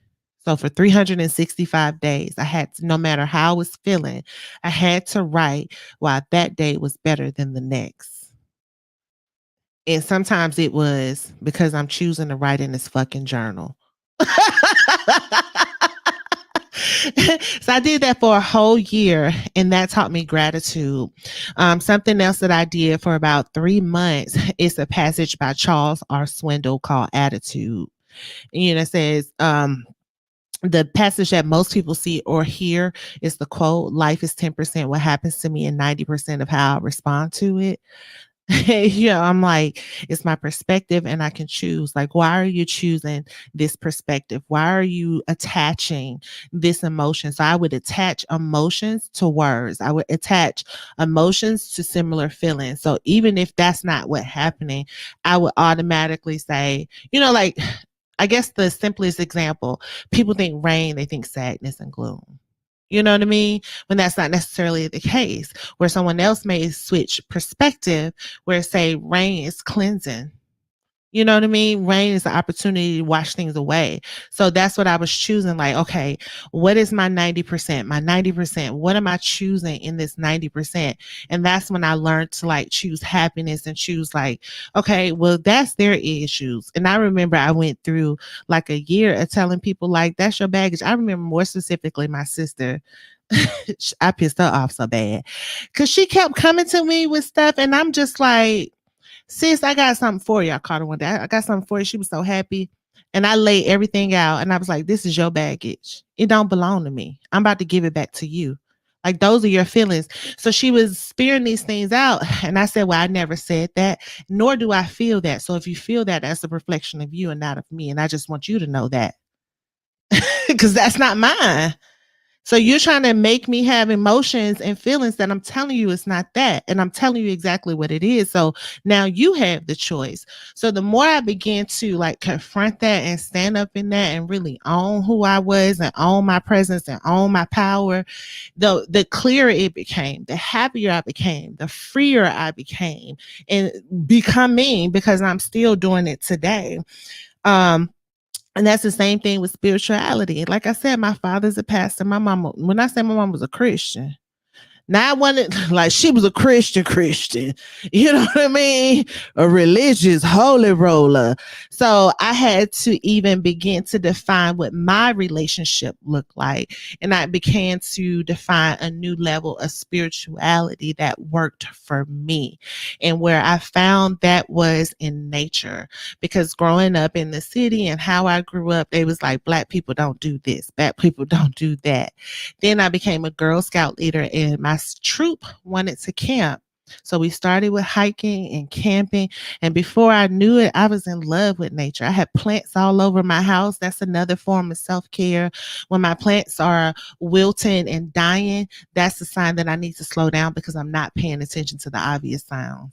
And then when I look and reflect to it on my life, I can see it directly in my life versus taking the time to just care. And that was another part of my healing, was learning to connect and care for things outside of myself. And it started with my plants, and it started with the connecting with nature. And I always tell people, when I'm in nature, the sun like glowing on my face, when I feel the sun against my skin, for me, that's God kissing me. When I feel that wind come through, that embrace, that's him hugging me. When I'm reminded, like, fall is my favorite season. The reason why that is because every season, it reminds me to shed things, remember things that no longer serve you. And then you go into a period of being dormant. So it is flowers, like you said. It's okay to be dormant, because in that dormant period, you have the maturation. That's when you're able to really clear the thoughts and silence the noise. You know what I mean? And then after you go through that dormant period, that's when you spring forth. But you can't spring until you shed. You know what I mean? So you have to let stuff go. And then for there, when summer comes, or you think about it just in natural terms, yes, things are going to get hot. Things are going to get heated in your life. But then that taught me the appreciation of gratitude. It taught me to be happy, like to appreciate something like a cool breeze. You know what I mean? So I love nature, and it took me a long time to do that.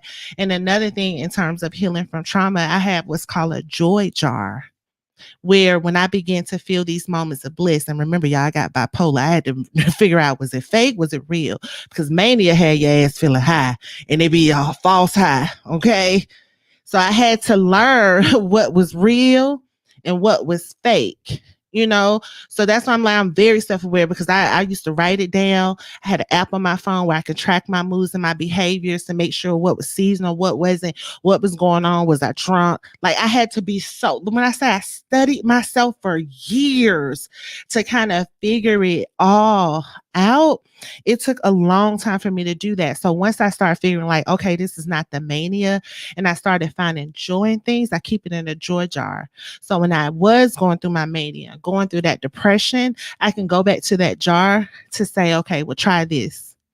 Right? Because in that moment, that's when you felt your happiness. That's when you felt your joy. That's when you felt connected. So if I go on a hike, it's not working. Let me go to the nail salon. Baby, I love my nail salon. They so slow. It take them about 4 hours and I love it. I love it. And baby, they give you a good nail. Look at them nails. They give you a good nail. Baby, you know what I mean? So I go get my nails done. And people know you going to the nail salon. My kids be like, but let me take the chicken out. Because baby, I ain't going to be back no time soon. Don't call me. Okay, is somebody dying? Is the house on fire? Did anybody break in? Well, y'all good. Don't call me. That's my time. Going to the grocery store is my time. I go down every single aisle, even if 2 things on my list. I'm gonna go down every single aisle. You know, self-care for me is keeping a budget. Self-care for me is traveling, and I like to travel by myself. People like I be in these streets. I be in the streets by myself. And I'd be like, people like, where you going? Girl, Thailand. By myself. Don't care. How long you going? 14 days. See you later. And that's what I do. And it took me a long time to get there. Another thing for self-care is I like moving my body. Dancing, twerking. I can't do none of it, but I do. You know what I mean? Just like moving my body. I feel happier and healthier when I'm fitter. You know what I mean? When I'm doing these things. J-Bud, Autumn, get me together. I ain't there. Do another challenge. Okay. I'm back. Because Tam done passed me on the 40, baby. Honey, she be posting her pictures. I said, Lord Jesus, I done gained all my weight back. But anyway, that's not focused. Okay. The other thing too, in terms of self-care, I'm trying to go through my notes, make sure I stay focused. Another form of self-care for me is physical intimacy and not necessarily sex. Sometimes it's just being in the proximity of other people that I know that I love and trust. We ain't gotta be talking about nothing. I just need to be around you. I need to be with you. And hashtag Operation Stepdad. Sometimes the intimate physical intimacy is just a touch, the feel, embrace, like the Eskimo kiss. Just like rub our noses together or something like that. It's something about the transfer of that energy. It's so fulfilling. It is so, oh my God, baby. I call it a LOM, which is a love on me session that don't even involve sex. There's no words spoken. And if you can communicate like that and say everything and don't say a word and don't have sex, baby, that's a new high. And people don't know how to get that. You know what I mean? So that's a form of self-care for me. And then the last 2 things I put on, well, I got 3. Cleaning and organizing my space. If my purse is junky, my finances are messed up. If my house is a mess, depending on what it is. So sometimes I notice that my room is a hot mess, but the rest of my house is clean. That means my outward appearance is good, but I got shit on the inside that I need to deal with. You know what I mean? I've learned that about myself. I've also learned about my room can be clean and I wash clothes and I sleep in the bed with the clothes next to me for a whole 2 weeks because I'm not ready to unpack my shit. You know what I mean? So y'all got to pay attention. When I say I'm aware of who I am and what I do, and if I don't know, I tell people, put a pin in it and I'll be back. Let me just unpack it for a minute. And then sometimes I know the messy shit that I have, and I be like, girl, you so petty, and I ain't ready to deal with it. I just enjoy my petty and my messiness and the shit. I know it is. And I tell people, I say, you know what? I'm about to be real petty right now. Do you want to engage? Cause bitch, I got tea. You know what I mean? And no, I'm being petty and no, I'm being messy and don't have no desire to change it. And I'm okay with it. Okay. So maybe I ain't get it at 40, maybe at 50, I stop. I don't know. Y'all just pray my strength in the Lord. Okay.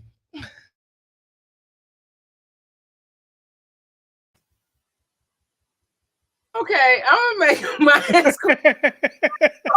whole mood, honey. You is a whole mood. I love it. I'm gonna make mine quick. Jesus, that's my thing. I'm a Psalms fanatic. It talks about all the emotions for me, and so I can cuss, fuss, cry, throw stuff, whatever I need to do. That's part of my self-care. I'm a journaler. I think I got 11 years worth of journals. I like to write it down because I don't have to worry about punctuation, grammar, syntax. I just write, and it is soothing for my soul. I go into my quiet spaces. I love quiet spaces. I created a quiet space in my backyard with the lights, comfortable chairs, fireplace. The grill is right there. Grilling is another self-care for me. I love to throw stuff on the grill, honey.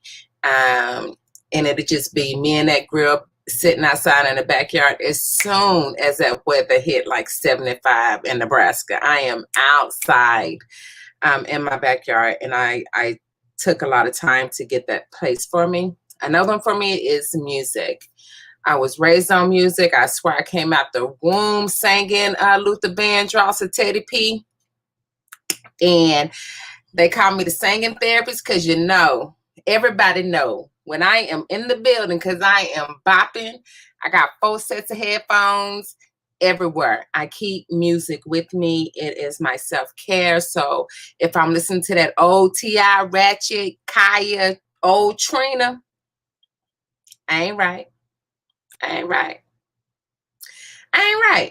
But if I'm listening to like that Luther, some good gospel music, you know, some of them good old school slow jams, I'm good. But if I am listening and y'all see me in the car and my foot, I'm going like 15 miles over in a 30 mile per hour and I'm bobbing and weaving, I ain't right.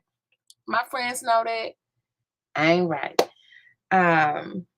I do cooking. I mindfully cook. I mindfully eat. I make sure my asparagus are right. I love my sweet potatoes roasted in the oven with some nice seasoning. Make sure they get a little crisp on the outside. You know what I'm saying? With me some salmon. They say I cook my food a little bit too much, but for me, that's what I need. And I make a good sauce or something. So cooking is one. I believe in taking time off now. I just started that 2 years ago. So my clients know. And I only work 3.5 days a week. I don't do that 7-day stuff no more. I work 3.5 days a week. That's all you getting from me. That's all I got to give. I start gardening now. So that's another thing that I do to take care of myself. And I'm the only girl with 3 boys, 3 brothers. And so another thing that I do, I'm trying to cultivate relationships with women. Right.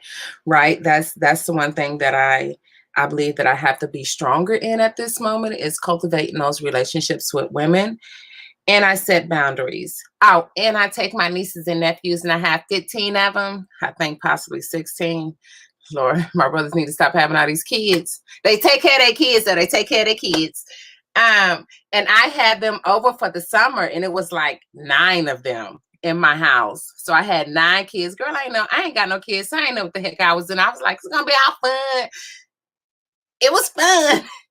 But I found out that was a part of my self-care because I get to break the generational trauma and curses, right? Like, we're gonna love each other. We're gonna communicate. We're gonna spend time together. I'm gonna create that cousin life, right? Because it was good for me. And so although I didn't know what I was getting to the last time, I think I'll be better at this time. I'll be looking for some stamps because I think they had me out of house and home. But it was self-care for me because I got to sit back and see the next generation. And I'm like, y'all not fit to go through what me and my cousins went through. Y'all gonna know. Y'all not getting it out the mud. We ain't doing that, right? You gonna learn how to communicate. Okay, go talk about it. I mean, sit down and you talk. And we have girls. And it was just, to me, that's my self-care. But music, that's my go-to. Like, I can't sing, but I be singing. Plus anybody saw that bitch in the vicinity of me. Who died? And I don't care. That's what I do to take care of me. I'm learning more things as I go along because, Kara, I think you said it like, I was like, girl, I ain't going to no mountains. Girl, I went to the mountaintop. I said, ooh, is this what we doing at the mountaintop? Like, glory. Take a trip to Colorado real quick. And no, I ain't eating the edibles and stuff like that. No shade on whoever is, maybe, when I hit 75, I got them cataracts or something, maybe. But going to the mountaintop, Colorado, and it's only like an 8-hour drive, I said, baby, that's my new jam. Going hiking, going on trips, and doing things of that nature. So yeah, that's all I got. I feel like we all friends, like for real. We done Like, bared our souls to each other in the world. I was just on Skyscanner. They got flights to Nebraska for $27. So don't be when I pull up, don't say nothing. Come on. We here. Right. So this last thing, and it's so funny because I didn't really know how long this was gonna be, and I don't care. I appreciate y'all time because I'm just kind of letting it roll, because the way I look at it is, when you have an experience like this where we need it, they need it, and stuff like that, trauma is not something we can rush through and just not define things, not explain things, whatever. Like, so I kind of feel like y'all probably came into this knowing it wasn't going to be a 30-minute conversation. But the last thing that I do want to make sure that, and I'm gonna have y'all go before me, so then we'll kind of close after that, is why do you devote your life or your show also, because to helping other people find healing? Because it's great that we're all out here, walking in freedom and doing the work, but we even all take it a step further in different ways to devote our lives, our time, our shows, our professions, even to helping other people find healing. So why do y'all do it? Like, what made you decide that, you know what, this messy ass process of healing, I want to make sure other people have this. I want to make sure other people are healthy. Like, what made y'all get into that? Whoever could go first. I was gonna say, let me go before these professionals go, because I ain't no professional. I'm a professional therapy goer, but let me go before the professionals go. Because, baby, I've been in college for 22 years, and I'm about to graduate next year finally. But anyway, good.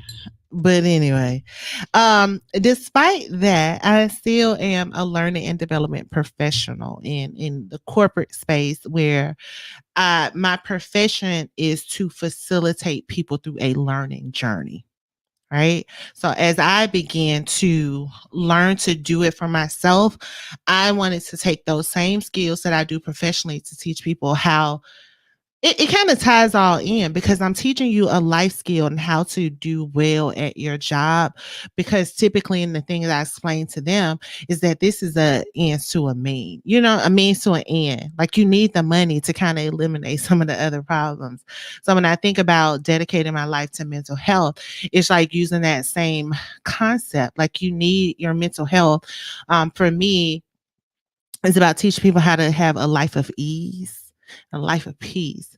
The other thing is, I wanted to make sure I was devoting my life. And the reason why I'm so open about it is because I want people to get away. And I do it on the internet, right? I do it on social media. So I want to do it in a way that's not internet glam. Like, so because people put up these personas and people are so busy trying to, get what they sent. Okay, so yes, I have these things also. But let me tell you how it was a shit show just this morning. Okay. So I show all of that. And then I also talk through a lot of my experiences, even with what we're doing here tonight. A lot of Lex's story is my story. You know what I mean? A lot of what LaRhonda, I just had this conversation yesterday with my hashtag Operation Boo. Stepdad Ashman. Like, I love a hood nigga. The hood, like, and then, but I'm in corporate America, so I go to these events. I'm at the mayor ball, I'm at the awards, on the red carpet. But my nigga pull up like boom, boom, boom. I'm like, hey, you know what I'm saying? So to like do I like share all of that and like release myself. I just want to get that out to people, for people to say and talk through those things, to say, this is where I'm fucking up. Don't do it. Or if you're doing it, if you have a different experience, to share it. But I just want people to see the good, the bad, the ugly. And for me, it's so freeing to be able to do it. So, like I always say, even when I was sharing the post, y'all know I like to tell my business. So, y'all gonna talk about me anyway. So, let me give you the inside scoop. Let me tell you, and I'm not ashamed of it. I own my shit. So, I'm learning to confront shame just by telling my truth, right? So that's what I do. And I love it. And it goes back to what I mentioned earlier. The best gift that you can give your children is to live your life. So I live my life out loud so my children can see it. This way, this way they know that when I'm telling them things that they can experiences, or they know that their mom has done it. And most importantly, I want my kids to know that y'all church people, like a virtuous woman. Like what I put out on the internet and what I'm talking about, I live that shit in real fucking life. You can ask anybody. Like what I put out, like what you see is what you get. So I just want people to know that. And then all of my therapy, because I know a lot of times people cannot afford therapy, there's stigma behind therapy. I use the skills. That wheel, gotta text that wheel to everybody. You know what I mean? So I text all these things. So all the techniques and the coping mechanism and tools and stuff that I use, I just pass it on. And I just want to help people be better and live a better life and have a means to an end. So now on to one of these professional people. Cause baby, I'm just over here living my bald head whole shit. You know what I'm saying? That's it. Trying to be better. Well, I would say for me, it's just because I run so many, all of my clients say the same thing. They feel judged. They feel like nobody understands them. They feel like they're just, they're quote unquote crazy, and they just feel like nobody gets it. So, and I know that I know that if my clients are feeling that way, I know there's people in our generation feeling that way. Cause we've expressed that as millennials, with the baby boomers, not really, when we get the whole thing about having jobs and all that stuff, and just the generational gap and disconnects in different areas and stuff like that. It's just my biggest things. I just want people to know that they're not alone. I want them to know that they're not crazy. I want them to know that your feelings are valid. What you have, your experiences are a part of you. They definitely, your voice, your feelings, all of those experiences, they matter. You matter. And so just that, knowing that what you've gone through, whether it was out of your control and life was just life and threw you a curveball, or it was because of not the best choice you made, you are still you still have the dignity and worth of a person, which is one of our social work principles, dignity and worth of a person, and that you still deserve to live a rich, satisfying, abundant life. Like you still deserve that. And just letting them know that it's like we were saying, it's okay to feel. It's okay to feel what you feel. You don't have to bottle all that up. You don't have to stuff it all down. You don't have to try to meet some standard or appease other people. It's about finding your happiness and your peace. And just know that we all out here. Nobody out here is perfect. Nobody has it exactly all together. We all have our struggles. Like we see the highlight reel and social media, what have you feel, me included, what have you feel like you're not doing enough, you're not good enough, but that's definitely not the case. So my biggest thing is just let folks that they're not alone, so that they can just so that they're not alone, and just so that they know that they're worthy. That's I think that's just, yeah, they're worthy. They're worthy of love. They're worthy of healthy relationships. They're worthy of having peace. They're worthy of having joy. And that despite what they've been through, all of that is still attainable. And I didn't choose it, it chose me. And so I think I continue to find out why I'm doing this, but I am an advocate for men, particularly Black and brown men. And so I do it to create a safe space, no judgment, to allow them to be vulnerable, to allow them to process their emotions.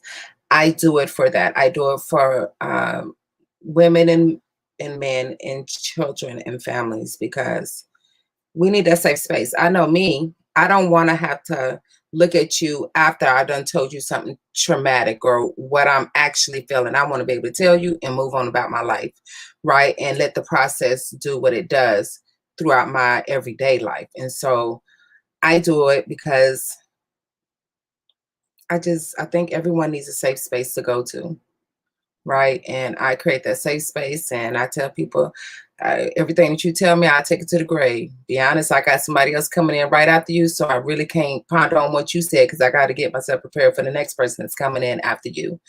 And so I think as a therapist, I want to change the narrative and the lie that has been constructed from childhood and from media, especially with Black and brown people, that we have to present and be a different way and give them the opportunity to choose what their narrative should be based on, like Tamara said, what has already been placed in them. So I love to give people purpose, help them, not give them purpose, help them find their purpose and give them hope. And I like to instill this hope.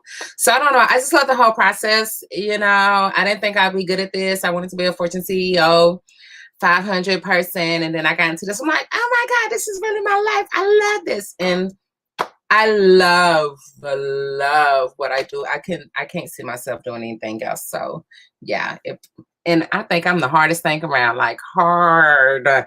And to be able to go and tell my life to my therapist who's like right next door to me, and I'd be like, Frank, I need 10 minutes. 10 minutes. And so yeah, he tells me to book an appointment, but whatever, I get my 10 minutes. And so yeah, that's all. I get my 10 minutes. I get my 10 minutes.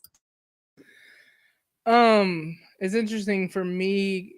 It's kind of plays out in two different ways. I have a ministry background, so a lot of my helping people kind of started off more formally in youth ministry. But as I look back on my life, I got into youth ministry because I was informally mentoring. So when my youngest was born, we lived in the projects, public housing, whatever. It has since been torn down, which I'm kind of glad because a lot of, hell happened in my life there. So I'm glad it's something else. Look at God. But when I was there, I was 22, 23, 24, whatever. And there were just a lot of kids around me that I just have always had a heart for kids. And the older I get, my capacity to have a heart for older and older people, because now it's like the people that were kids, maybe some of them I still have contact with. Well, now they're in their late 20s, early 30s or whatever, depending on how old they were when I came into their life.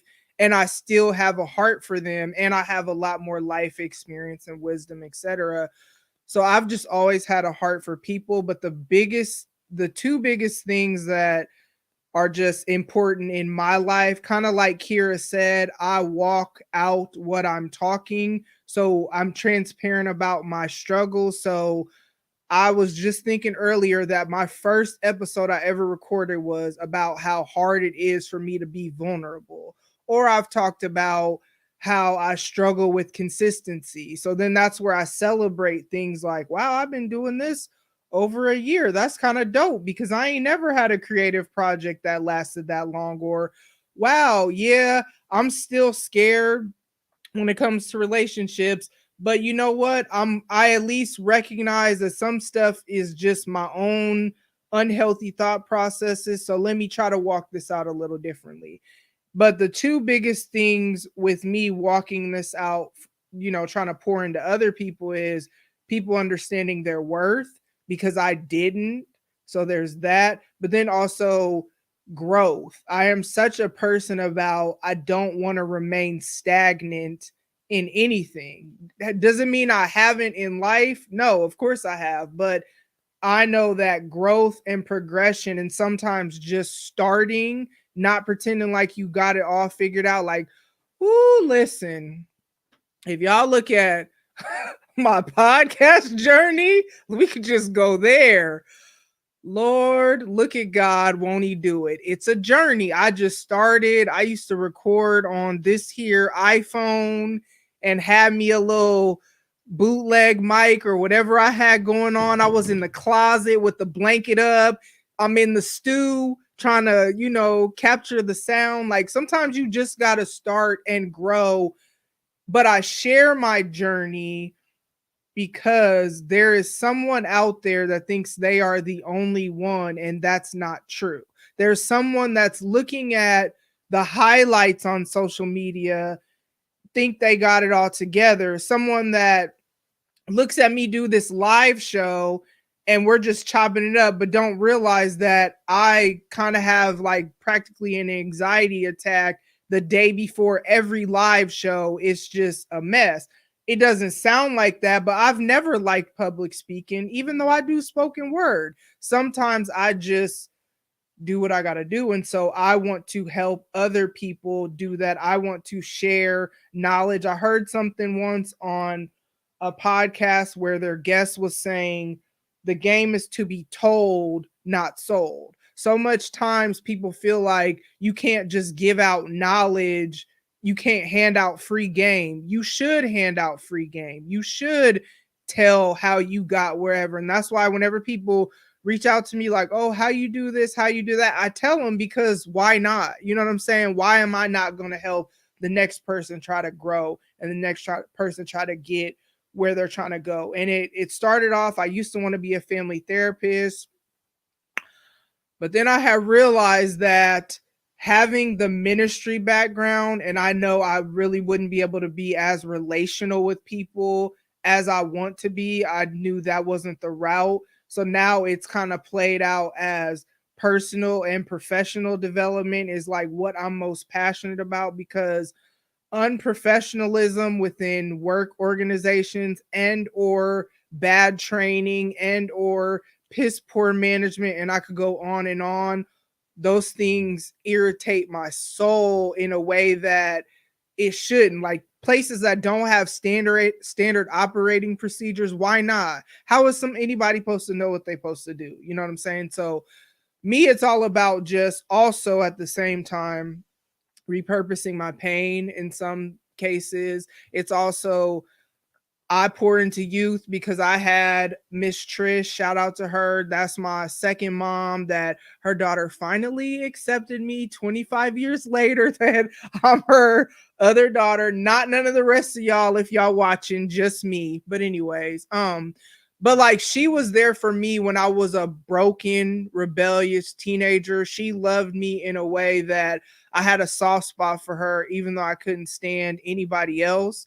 And so the way she unconditionally loved me when I was the hardest to love, and what that meant to me when I look back on it as an adult, it's like, okay, there are other people that need that. So also like paying it forward what was given to me. So that's kind of why I do what I do. I think repurposing your pain, though, you can't control what you go through. Life gon' life, like we done said multiple times, either saying it or just telling y'all our lives, but it's what you do with it that's really gonna either make you or break you. You know what I'm saying? So that's my encouragement to y'all.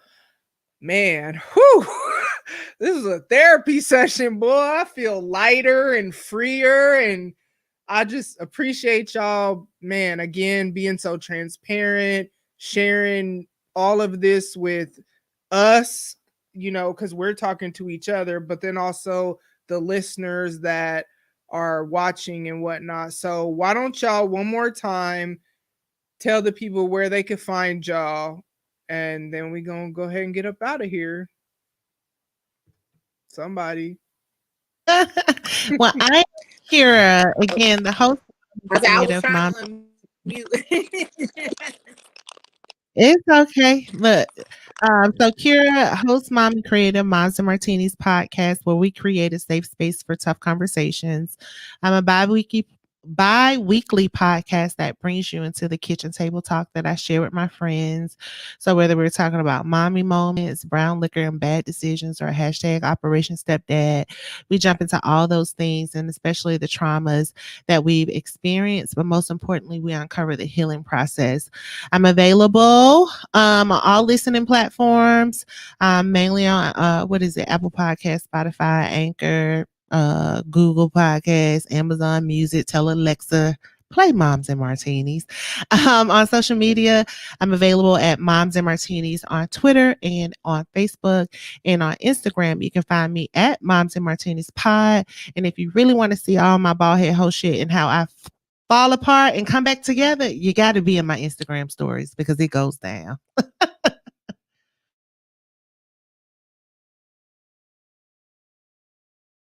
Okay, I'll go. You can't find me on no platform. Okay, let's just throw that in there. I am not on no podcast or anything, but you can just Google my name, Omaha, Nebraska, and I do therapy there. I also have a 3/4 way house, but if you go in there, just look up Restore, Rebuild, Reconnect Counseling Center. Other than that, I'm on Instagram, LinkedIn, Facebook. I'm really not that interactive like everybody else. I'm really not even. I just post something because I feel like I have to.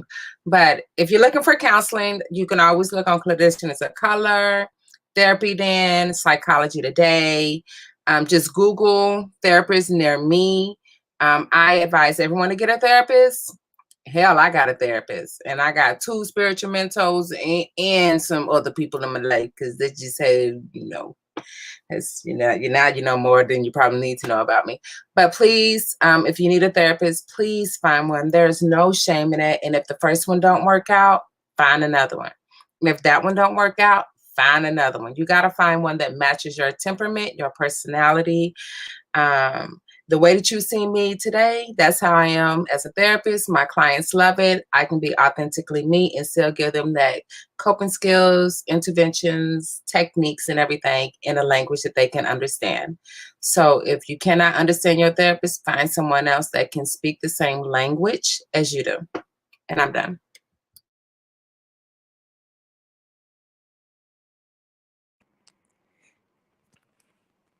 And hey y'all, again, Lexus Moore, the Free Space Podcast. You can Instagram at the Free Space Podcast, on Twitter at _free_space. I drop bi-weekly on Fridays on Anchor, Spotify, Stitcher, Apple, and Google Podcasts. And I'm all about speaking freely, unfiltered, unrestricted conversation. So thanks so much to Tam for having me here, and I hope y'all check me out and everyone else. And yes, to piggyback off that, do not be afraid of getting a therapist. If one don't work, keep trying. You will find the right one. All right. And I mean, if you don't know me, because most of y'all watching probably know me, but I'm Tamra, host of Tamra to the Break of Dawn podcast. I talk about my life, how I'm trying to grow. Similar to this, you know what I'm saying? I'm very transparent about my struggles because I don't want you to feel alone. New episodes drop every Thursday on all major podcast platforms, plus on YouTube as well.